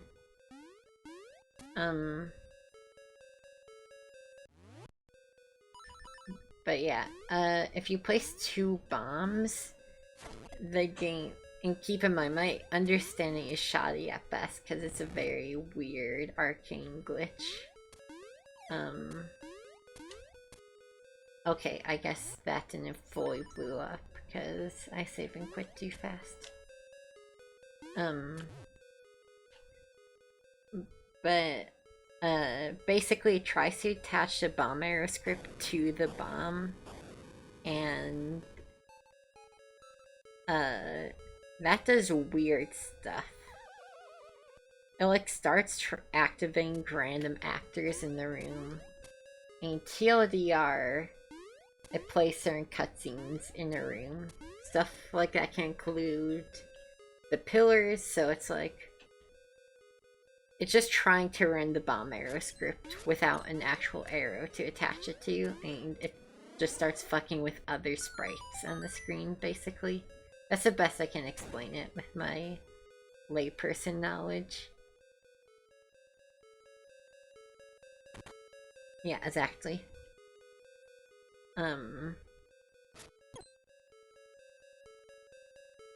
But yeah, for example, like, if there's a room where there's a piece of heart on the ground, it'll start fucking with a piece of heart, and you'll just pick it up for free. Wherever you are.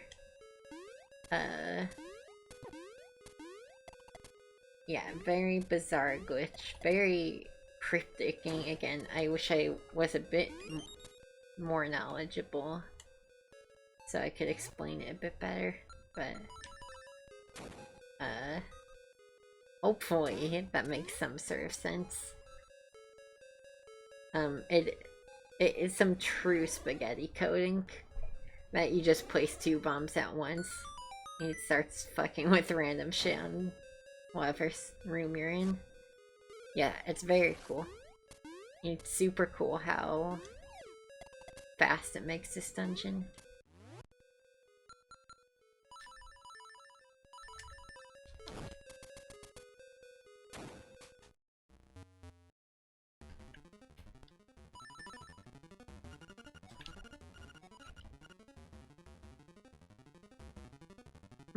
I like how you can see him riding on it already. The remake has some interesting tricks. The remake does actually have some fucking proper spaghetti code. One of my favorite examples of spaghetti code is the big ogre Hinox enemies. Oh, wow. What an impressive throw, dying to the eagle. There's some, like, trick to... There's a quick kill I completely forgot. But, it's still no excuse. But yes, an example of spaghetti code in the remake is if you get thrown by a Hinox,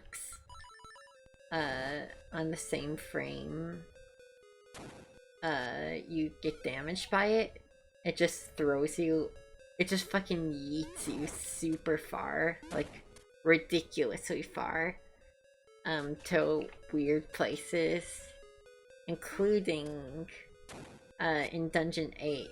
If you do it at the Hinox, at the start of the dungeon, it just throws you right into the room at the end of the dungeon. So you just walk in, get thrown a fucking mile through every wall, right to the end of the dungeon. So, I promise the remake is pretty spaghetti code. You can also walk out of bounds a lot for some reason. Really weird shit is modeled as walkable collision that you wouldn't expect. It's nowhere near as buggy, but it's far from a glitch-free game.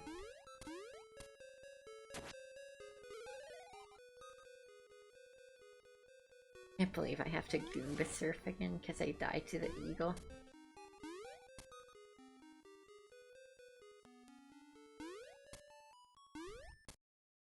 Faithful enough, yeah.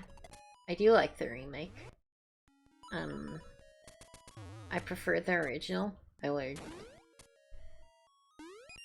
don't have big reason to go to the remake usually, because I don't know.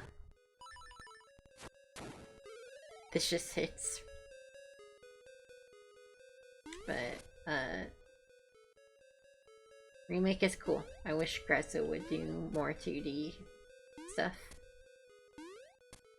Like more 2D inspired games. Either Oracles or just let them do an original.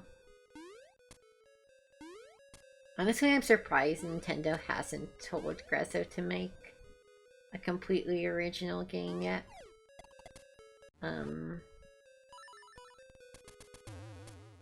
Because, they did that, like, they outsourced Metroid to, second party, third I actually don't know. The Mercury seems relation. Anyway, that went great. So, I don't know. They should just let Grezzo go hog wild. Whatever. I don't care. The eagle is not gonna have anything helpful.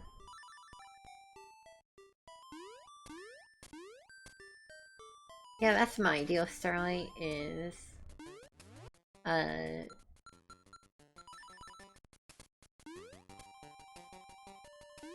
I just really like the Game Boy Zelda graphics. I mean, the glitches too. I can get down with some good chiptune. There's a lot to love here.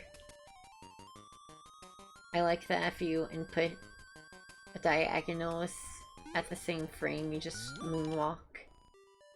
Like, I don't know. The remake's just not the same. You're not fucking sliding around, moonwalking, clipping into walls.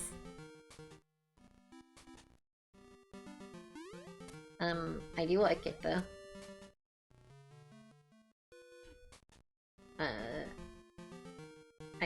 I guess. I don't know. If somebody asked me what version to play for the first time, I really don't know. I guess I'd say this version because it's freeware. For all intents and purposes anyway, it's freeware.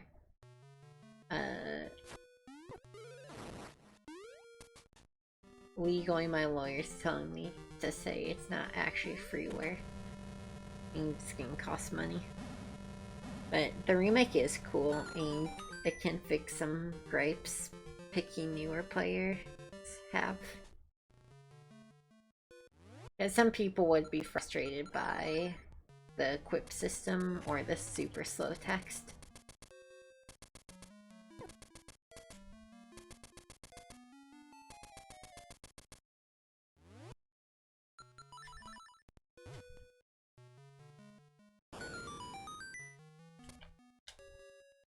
I want to see if I can bomb trigger this. Okay, it's... hands aren't doing it. That's fine.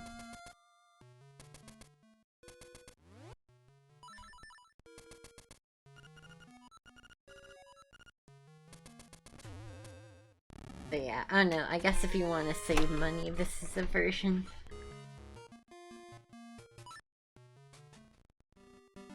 It's very charming in my opinion though, this version. I just love the Game Boy Zeldas too much. That's true. You no longer have to have safe sex, since that isn't in the remake version. You actually have to go raw now.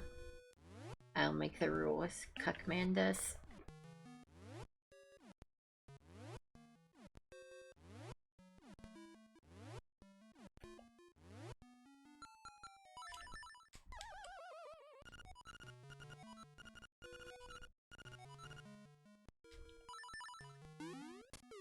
Owned.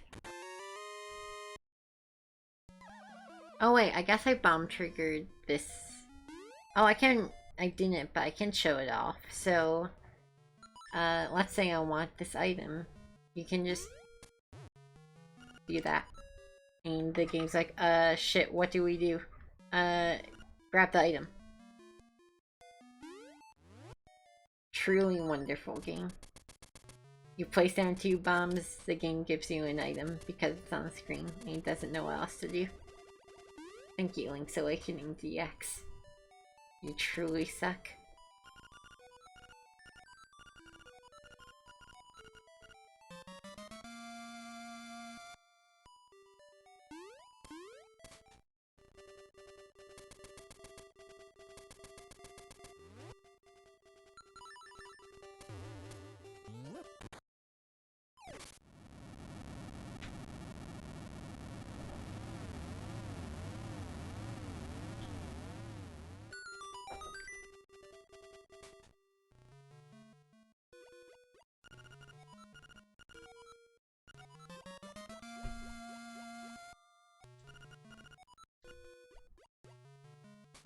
I really do love how fucking shit this game is.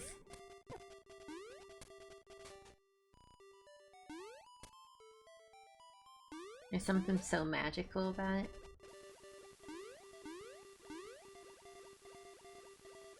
You know, they just truly do not make games like this anymore. In the real manner of, you know, when a game's shit, it's not like this, you know? It's usually, like, a lot of glitches these days are like wacky physics glitches, or just walking around outside intended bounds. I feel like they don't make glitches like they used to. I don't know, I guess Dread has some pretty wacky stuff. Maybe they do, I'm just being a boomer. Because now that I think about Metroid Dread is also incredibly fucked.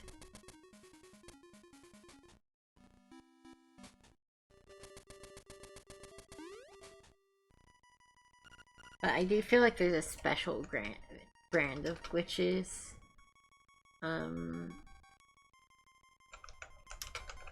From, I think it's something, there's a magic to coding a game from the ground up in assembly. I just feel like it's so difficult to do that. And so like archaic that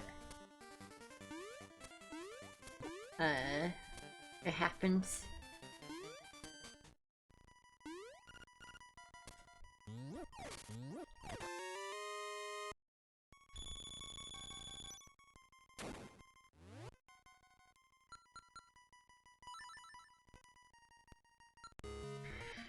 Man, Battleground sucks. When am I gonna get all the requirements to win already? Might need to keep that bingo board again soon.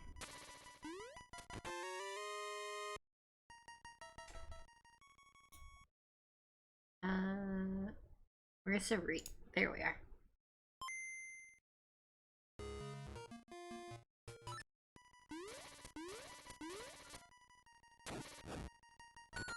Yeah, they're definitely sick glitches, don't get me wrong.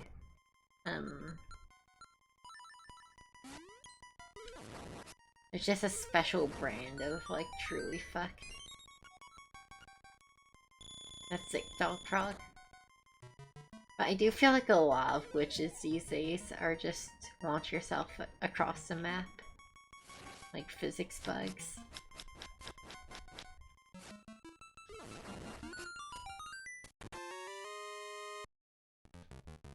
I guess I'm just a bit of a boomer for, like, just straight up 100% honest to God scuffed programming of, like, they programmed this shit from the ground up in machine code, and boy did they fuck it up.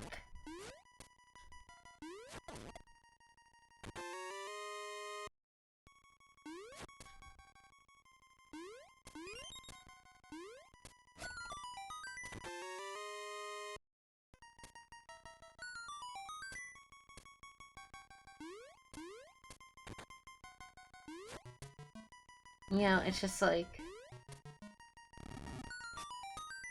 what other game can you just enter the back of a loading zone and it completely takes you to a, like, it just starts completely reading all map data incorrectly and just turned into fucking sprite vomit. Like, just, you know, I just like back in the good old days where games would just start reading garbage code and doing random shit. There's just something so magical about that brand of glitches.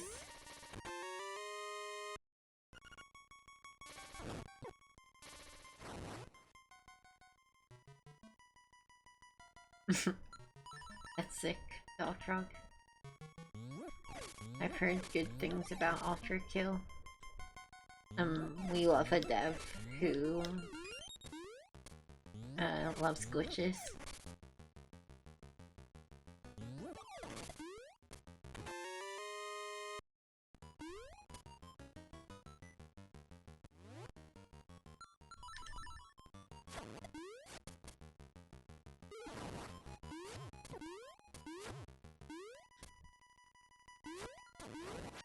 That's a bummer about the Infernax stuff, actually.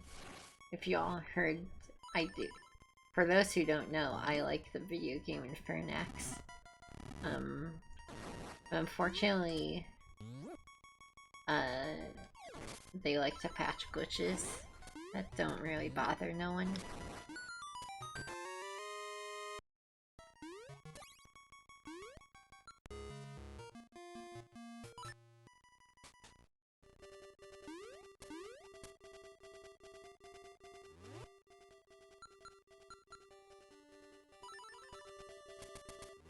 Like in the most recent patch,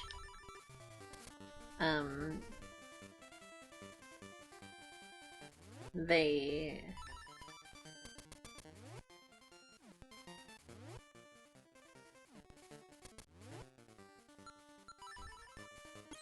How the fuck do you do this glitch?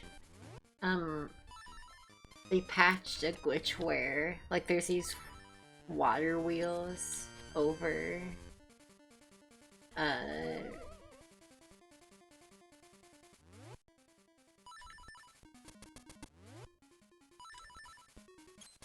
hold on, let me look this up. There's water wheels over water, as they usually are. And...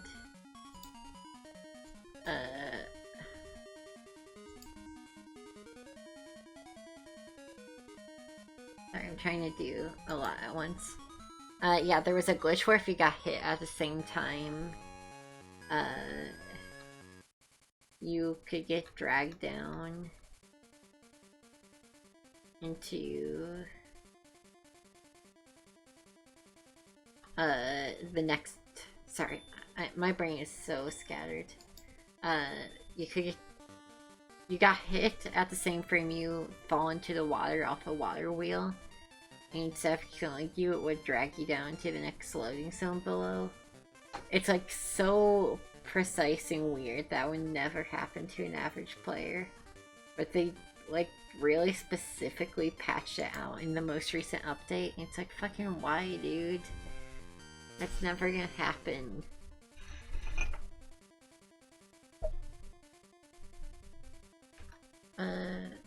Where the fuck? Alright, I guess I'm not doing this. It's not important.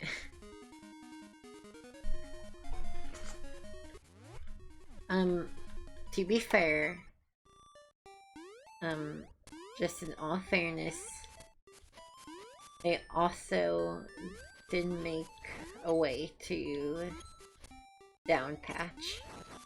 So it's like, that's a fine solution, I guess. I'm just not entirely sure. I don't think they're like spiteful about it.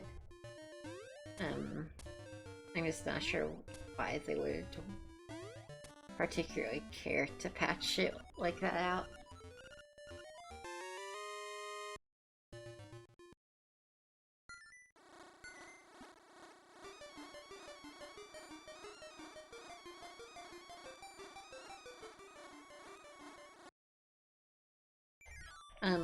They definitely are not as strict on glitches as they could be, though.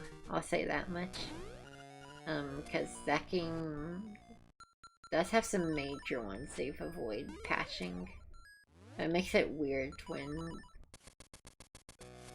they... I don't know, it's weird that they only patch some.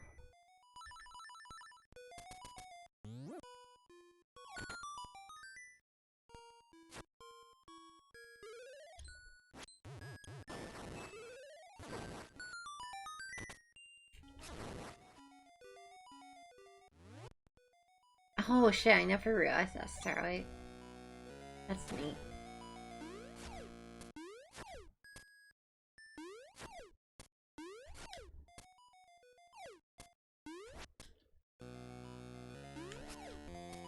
There we go. That's a pretty awkward super jump.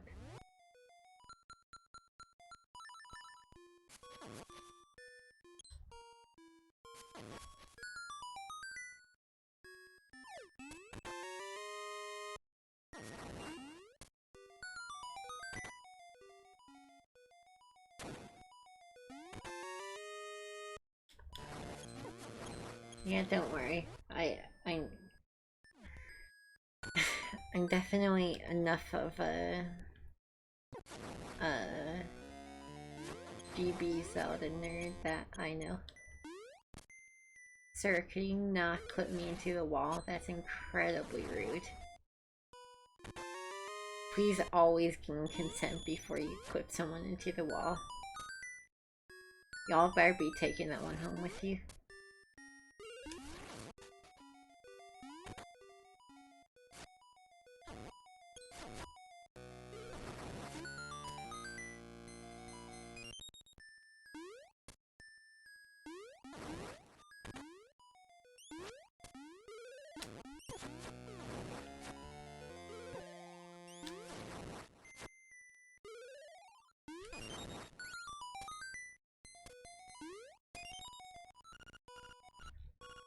God, my throat's hurting a bit.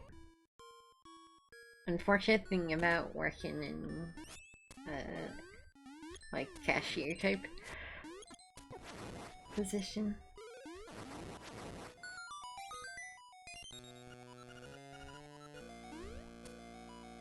Talk loud, hurt throat.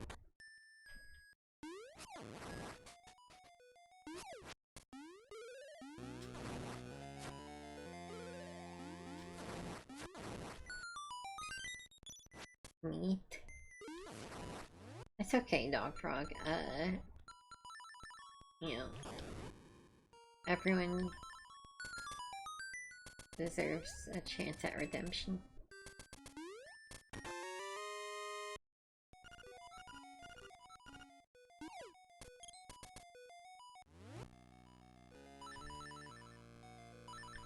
I mentioned this, I was talking about a bit on Mark's stream, but speaking of Bow Wow, there's a very funny thing with him where, so cutscenes are actors in this game.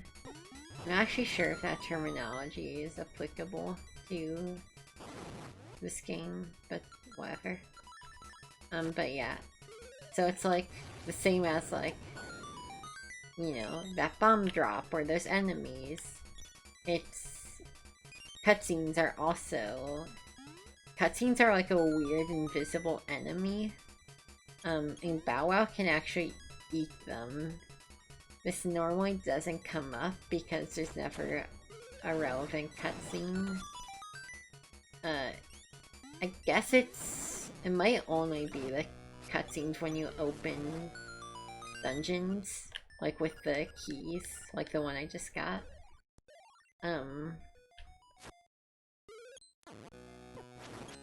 No, to my knowledge, the cutscenes can't damage you.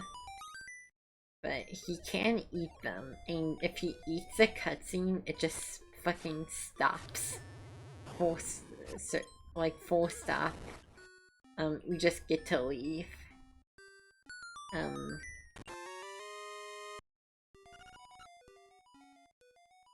Which I just think is precious.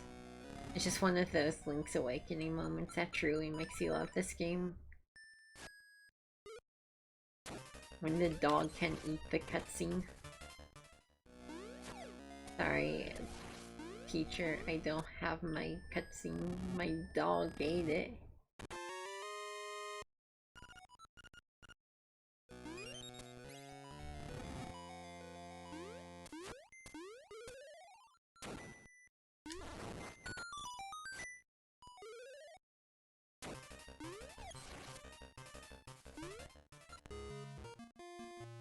Yeah, this game is very entertainingly spaghetti code.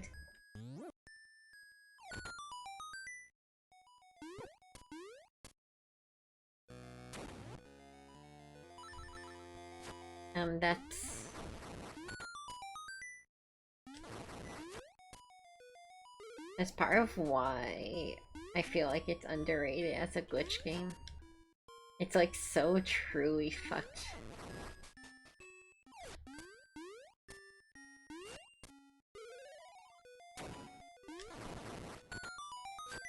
It's not just like hee a little bit fucked. It's not even like, goddamn, I hate that I'm fucking this up. It's not...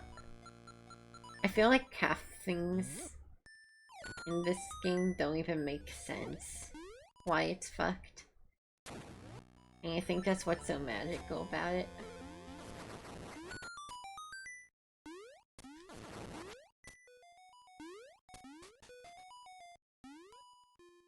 To be fair, this game was literally made as an after-work project. It was literally just people, like, it was just people trying to make... It started out, at least, as people trying to port Link to the Past to Game Boy just to see if they could. And it became a real game. No, Link's Awakening was made by the same people who did Link to the Past. Or at least some of the programmers. That's something really interesting is I also know a lot about Link to the Past glitches, and a lot of stuff from Link to the Past is transferable to this game. Like, for example, every dungeon is stored, and cave, and house, is all stored on one big map. And stuff like, depending on what dungeon you enter, determines... Like, in both of these games, the prize you get at the end of the dungeon is not just... Like, they're all the same generic item. But depending on what dungeon you enter, determines which prize you get. So, if you got the Dungeon 4 prize by equipping Out of Bounds in Dungeon 1, you'd get the Dungeon 1 prize. If that makes sense. And the same thing happens in Link to the Past. It's actually very relevant in Link to the Past. It doesn't matter in this game at all. But,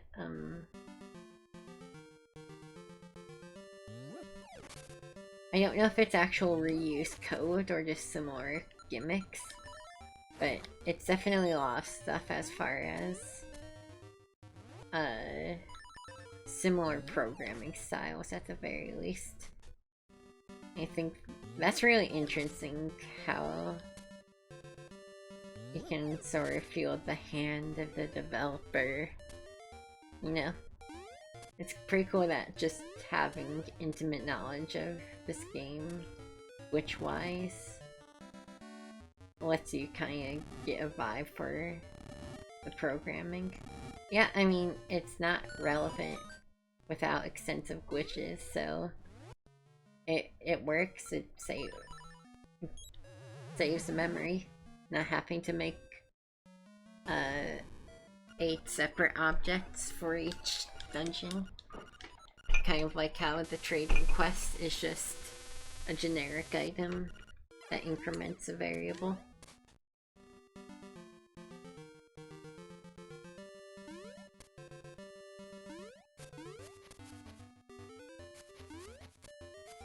But yeah, I think that's really fascinating how you can... Oh yeah, I love that you can just jump away from the lightning. Or not even jump away, just be far enough away from it. But, yeah, I find it super fascinating that you can feel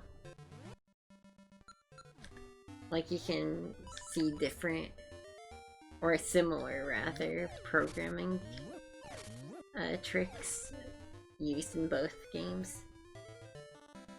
Which are both equally fucked. I'm not gonna pretend like it's like, wow, you can tell because it's a masterclass of coding. It's actually the opposite, where it's like, wow, they fucked up in the same way.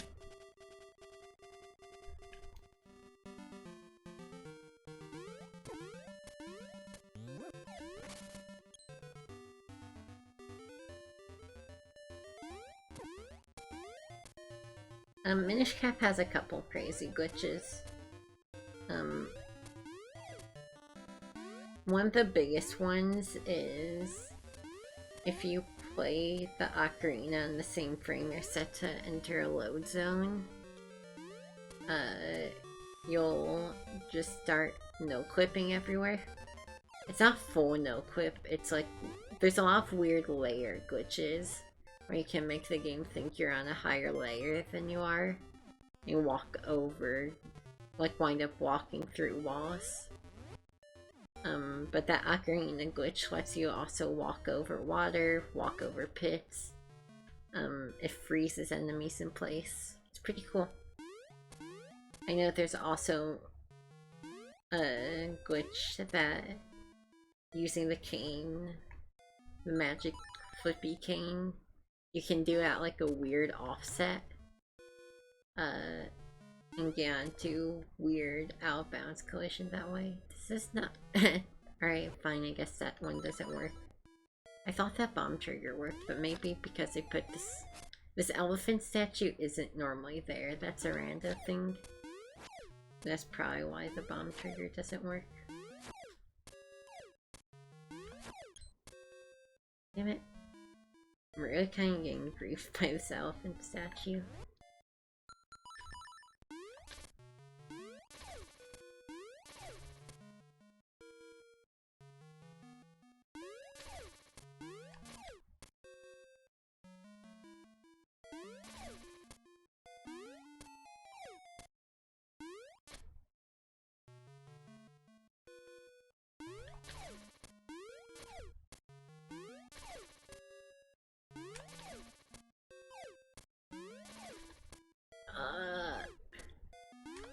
There we go.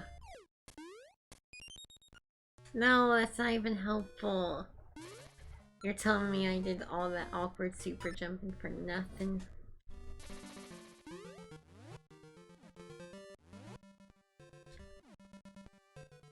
What up, Marzi? Thank you so much.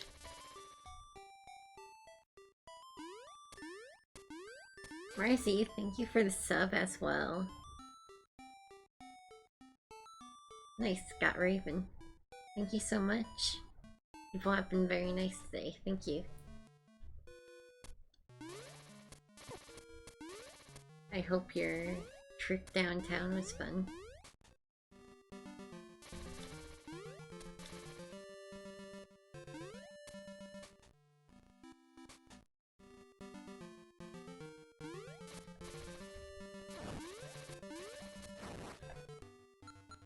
Huh, I'm trying to think of what I should be doing.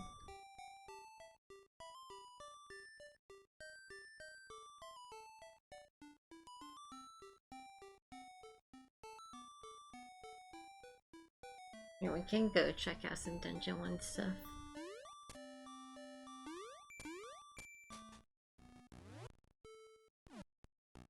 Damn, I'm so sorry.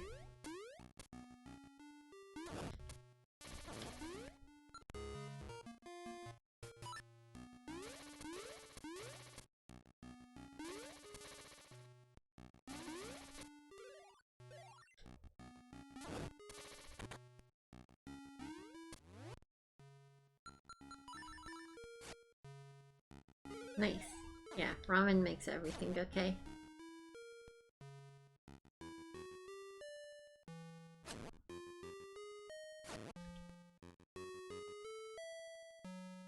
And booze or something, I guess. Oh no, I want to drink.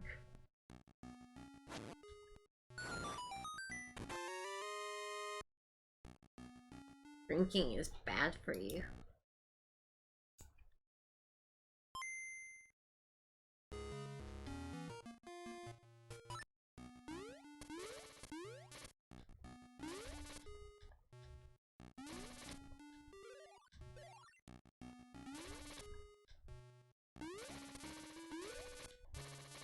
Throat is really gummed up, unfortunately. Just raw, you know? I think they've been talking that much, that's the bullshit part.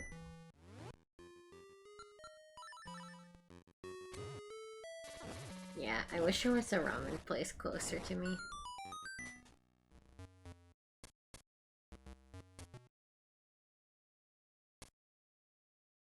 Yeah, I don't talk very much usually.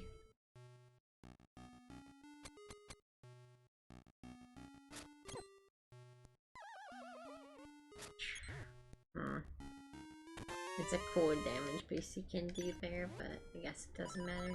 Didn't want to do it anyway.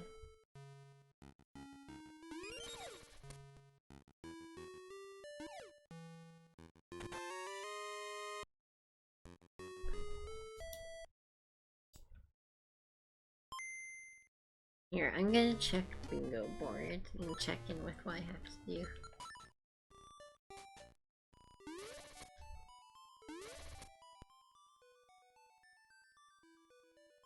Still that one. If I could find this entrance, I could do that. That could be a really easy bingo, actually.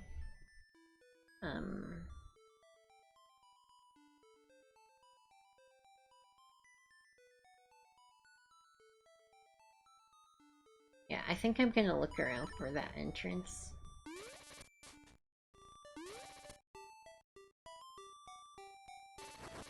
Only...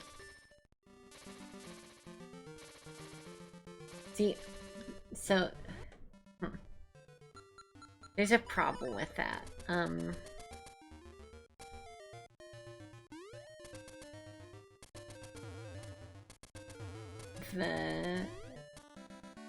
That particular boss,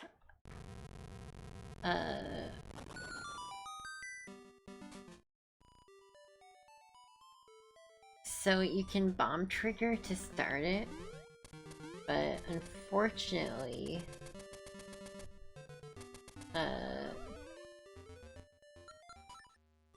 when you bomb trigger that boss, it turns into like a weak, shitty 1 HP version, and I don't know if that's valid.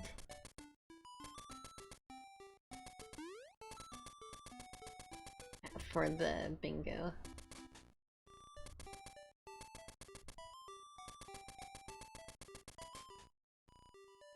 The only real Hawaiian I've ever had is poke, but poke's good.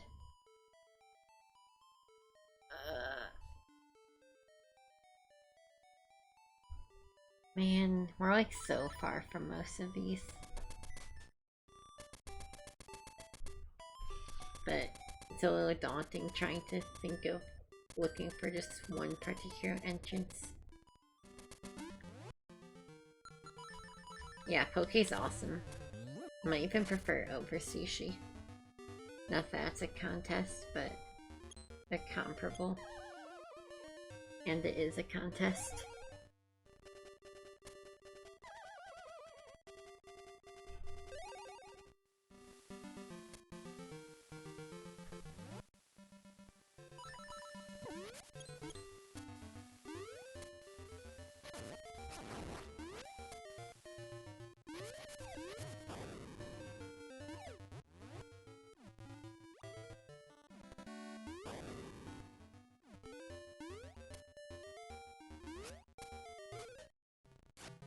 Oh shit, photo wrap.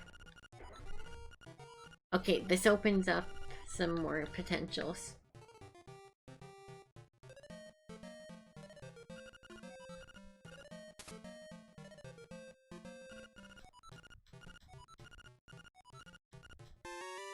Oh my god, that's advanced mercy. Dude, speaking of sushi, what's y'all's favorite sushi? I gotta be honest, eel sushi fucks hard. I fucking love that shit.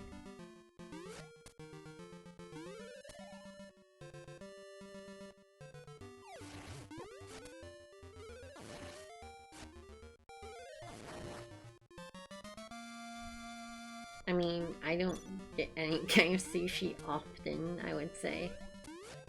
Fatty tuna, that's sick. Yeah, tuna's really good.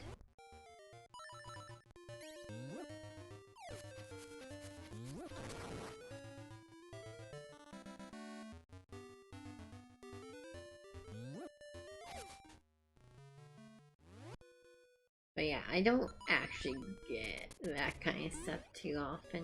I just... I don't know. It costs money.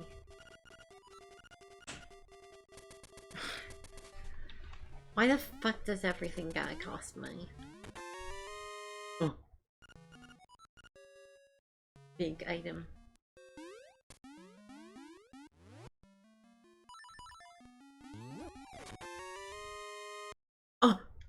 Wait, do I have the map for Eagle's Tower? Hold on.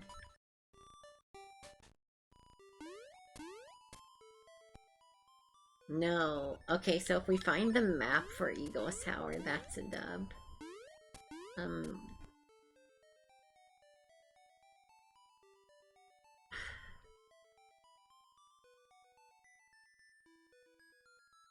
Wait, is there really only the one photo? Oh wait, no, I guess this counts. Wait, I guess you don't need the photo. Maybe you don't need photo wrap. Huh.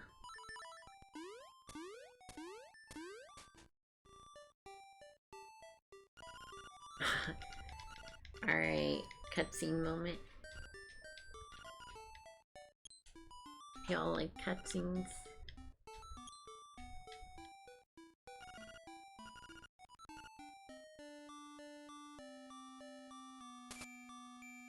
Dungeon 0 is color dungeon.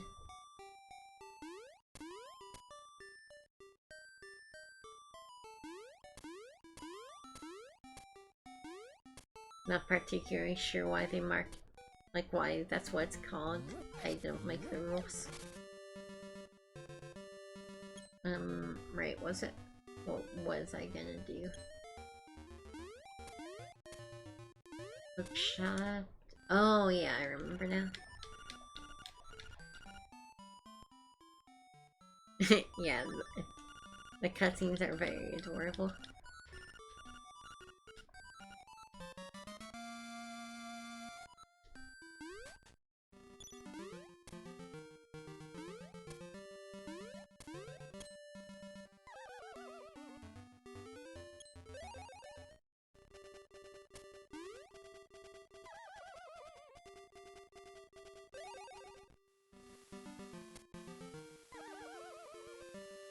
That's true. Very lucky Bow Wow didn't eat that cutscene so we could watch it.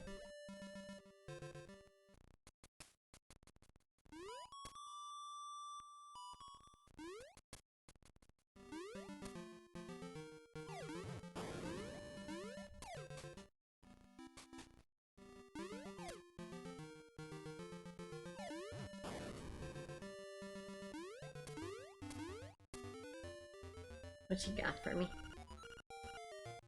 Thank you so much. I'll look right away for a secret.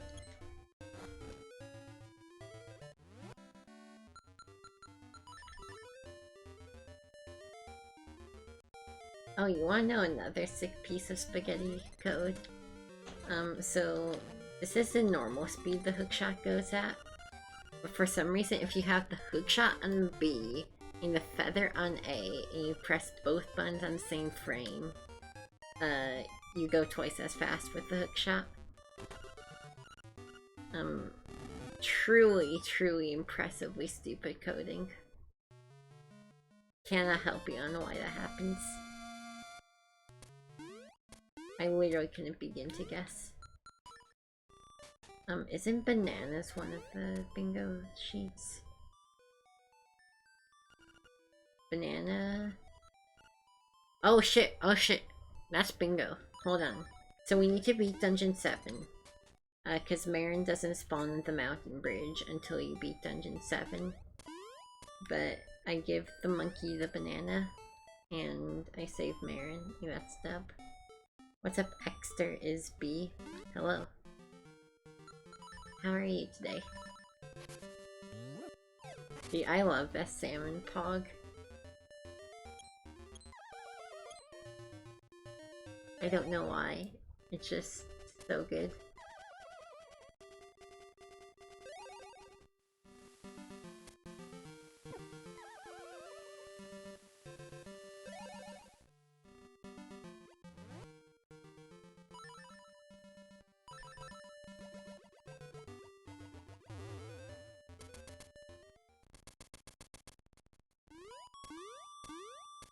Excuse me, sorry, excuse me.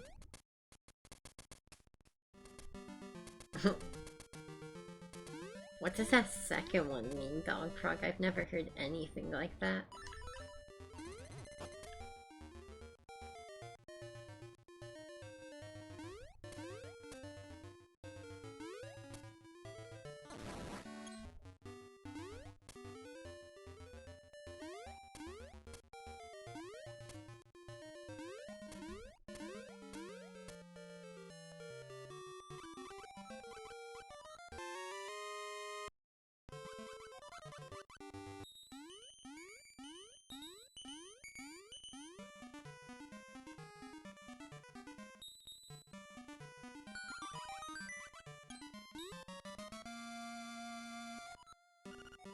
Alright, cool. So we just need to go save Marin.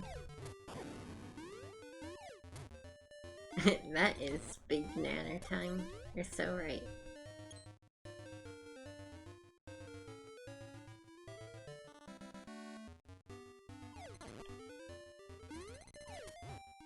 How would Earth be flat for one individual but not for another?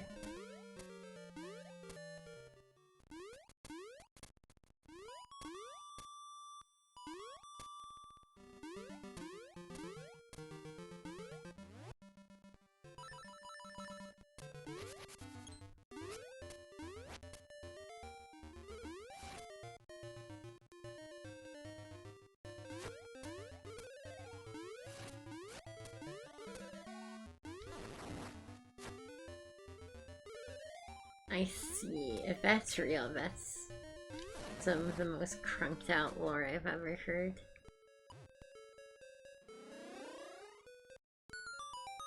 Unfortunately, we do need to get Goomba Surf again. No, we don't. I have Hookshot. That's the whole reason why we can do any of this, actually. Who would have known Hookshot was a key? It's usually not that helpful in these randos. I don't like... we might die again. Oh, we have the potion, it's fine.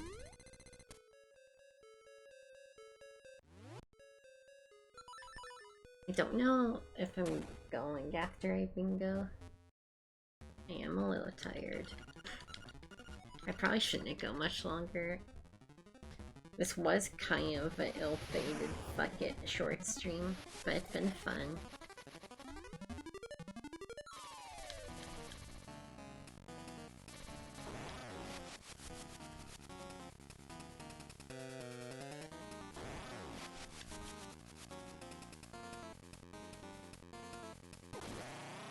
That is incredibly crunked out lore, but I do like it. That literally sounds like some insane conspiracy theorist lore.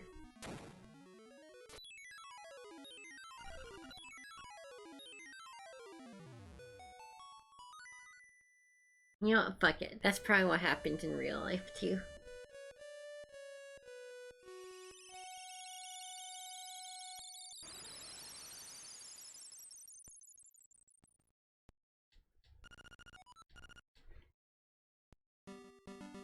Yeah, I love weird-ass religious conspiracy theories like that. As long as not harmful. So, one problem is I don't remember exactly how to get up to the mountains. So hopefully I can find that.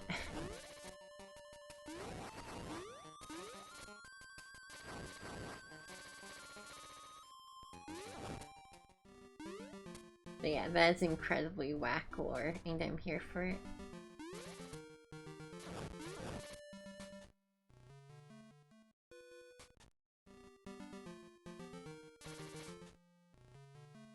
Here we go. I thought it was over here.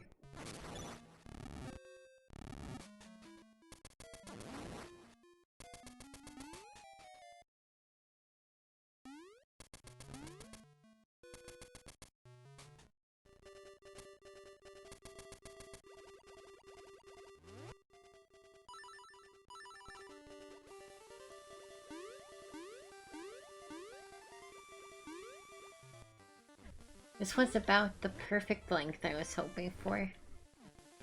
You know, a substantial but doesn't get long in the tooth. We only had to beat 2 dungeons. Probably didn't need to beat Dungeon 8 in the first place. A blackout could be interesting. I might, when it's not late as fuck, I shouldn't even be awake, much less streaming.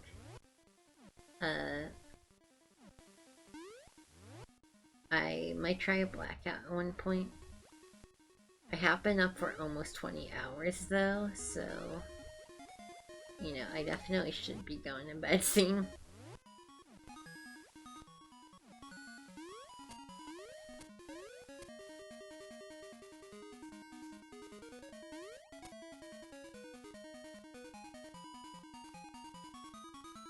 It'd be fun to watch me go to bed. I don't know if I'm breaking into that kind of streaming.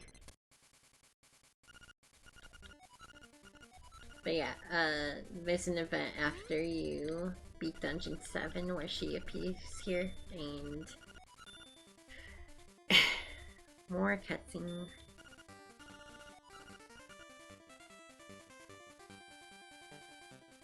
Bye. Anyway, yeah, you just check the bingo board. Bingo! Press any button to come instantly. I can't believe that's an insane message. I will say, if I ever do Blackout, one of the squares on this was beat the final boss. I'm not going to do Blackout if... Like, I'm gonna reroll the seed if one of the squares is beat the final boss. Because at that point, I just do a normal seed. Bingo! I have bingo! Thank you so much. Yeah, Teton's a nice...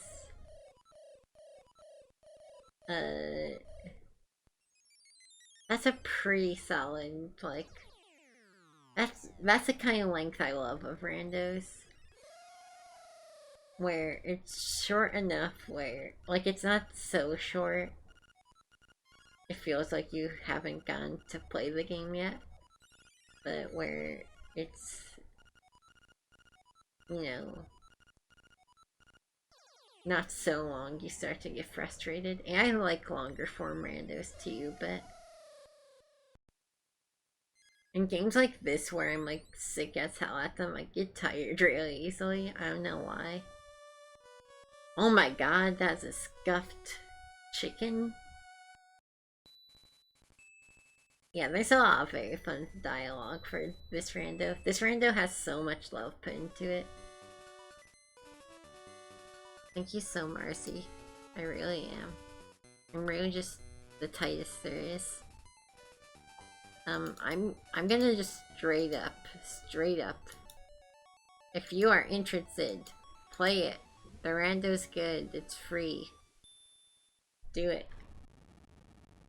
Yeah, I'm very tight. But not as tight as my homie JC. Can get an amen.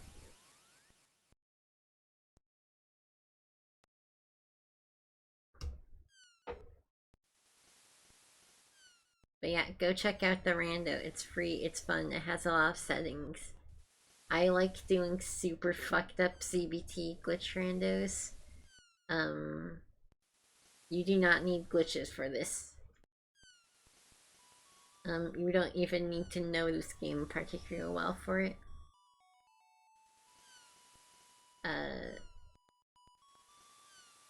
So definitely don't feel intimidated by watching me do a CBT rando. That this would be not fun for you to play. Or if you like CBT, you can do that too. But yeah, I guess I'm gonna do a fucking under 3 hour stream.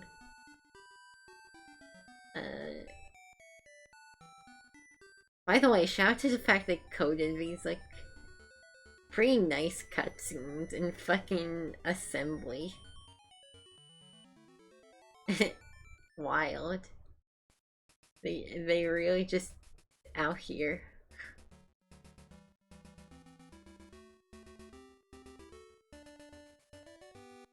Hey.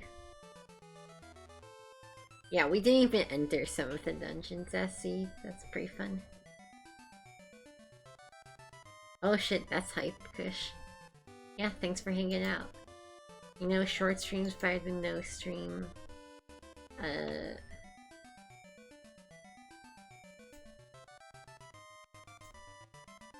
So I think you should, you know,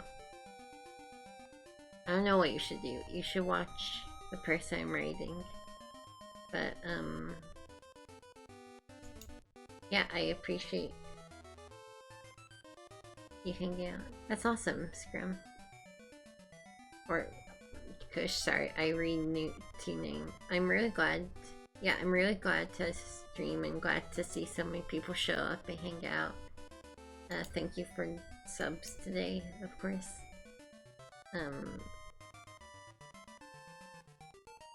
Yeah, I really appreciate everyone hanging out. It was fun. It's fun sometimes just doing little solo quick randos like this. I would do more, but I want to keep my sleeping gear, cause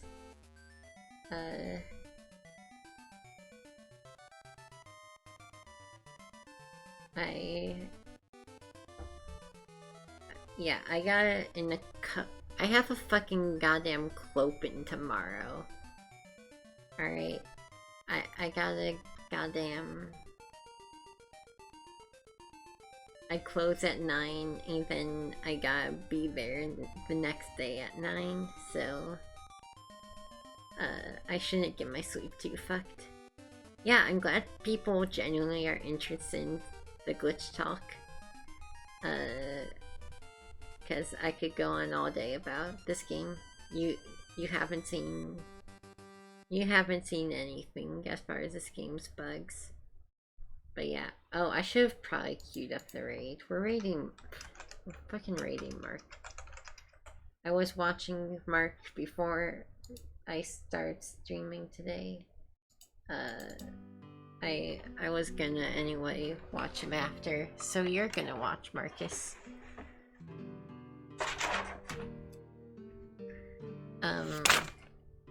Yeah, thank you. Luckily I have all tomorrow to hang out, so since I don't so the one thing that makes a clopin better is I only have a 4-hour shift tomorrow. So it's not that big of a deal. Could be worse.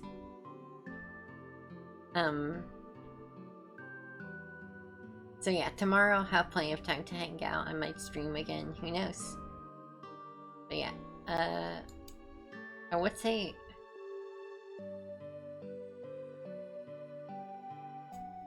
Go say 4 AM finish to Mark. Wait. No, I think 4 AM finish is fine. Yeah, go say that. Alright, goodbye. Thanks for hanging out. Love ya.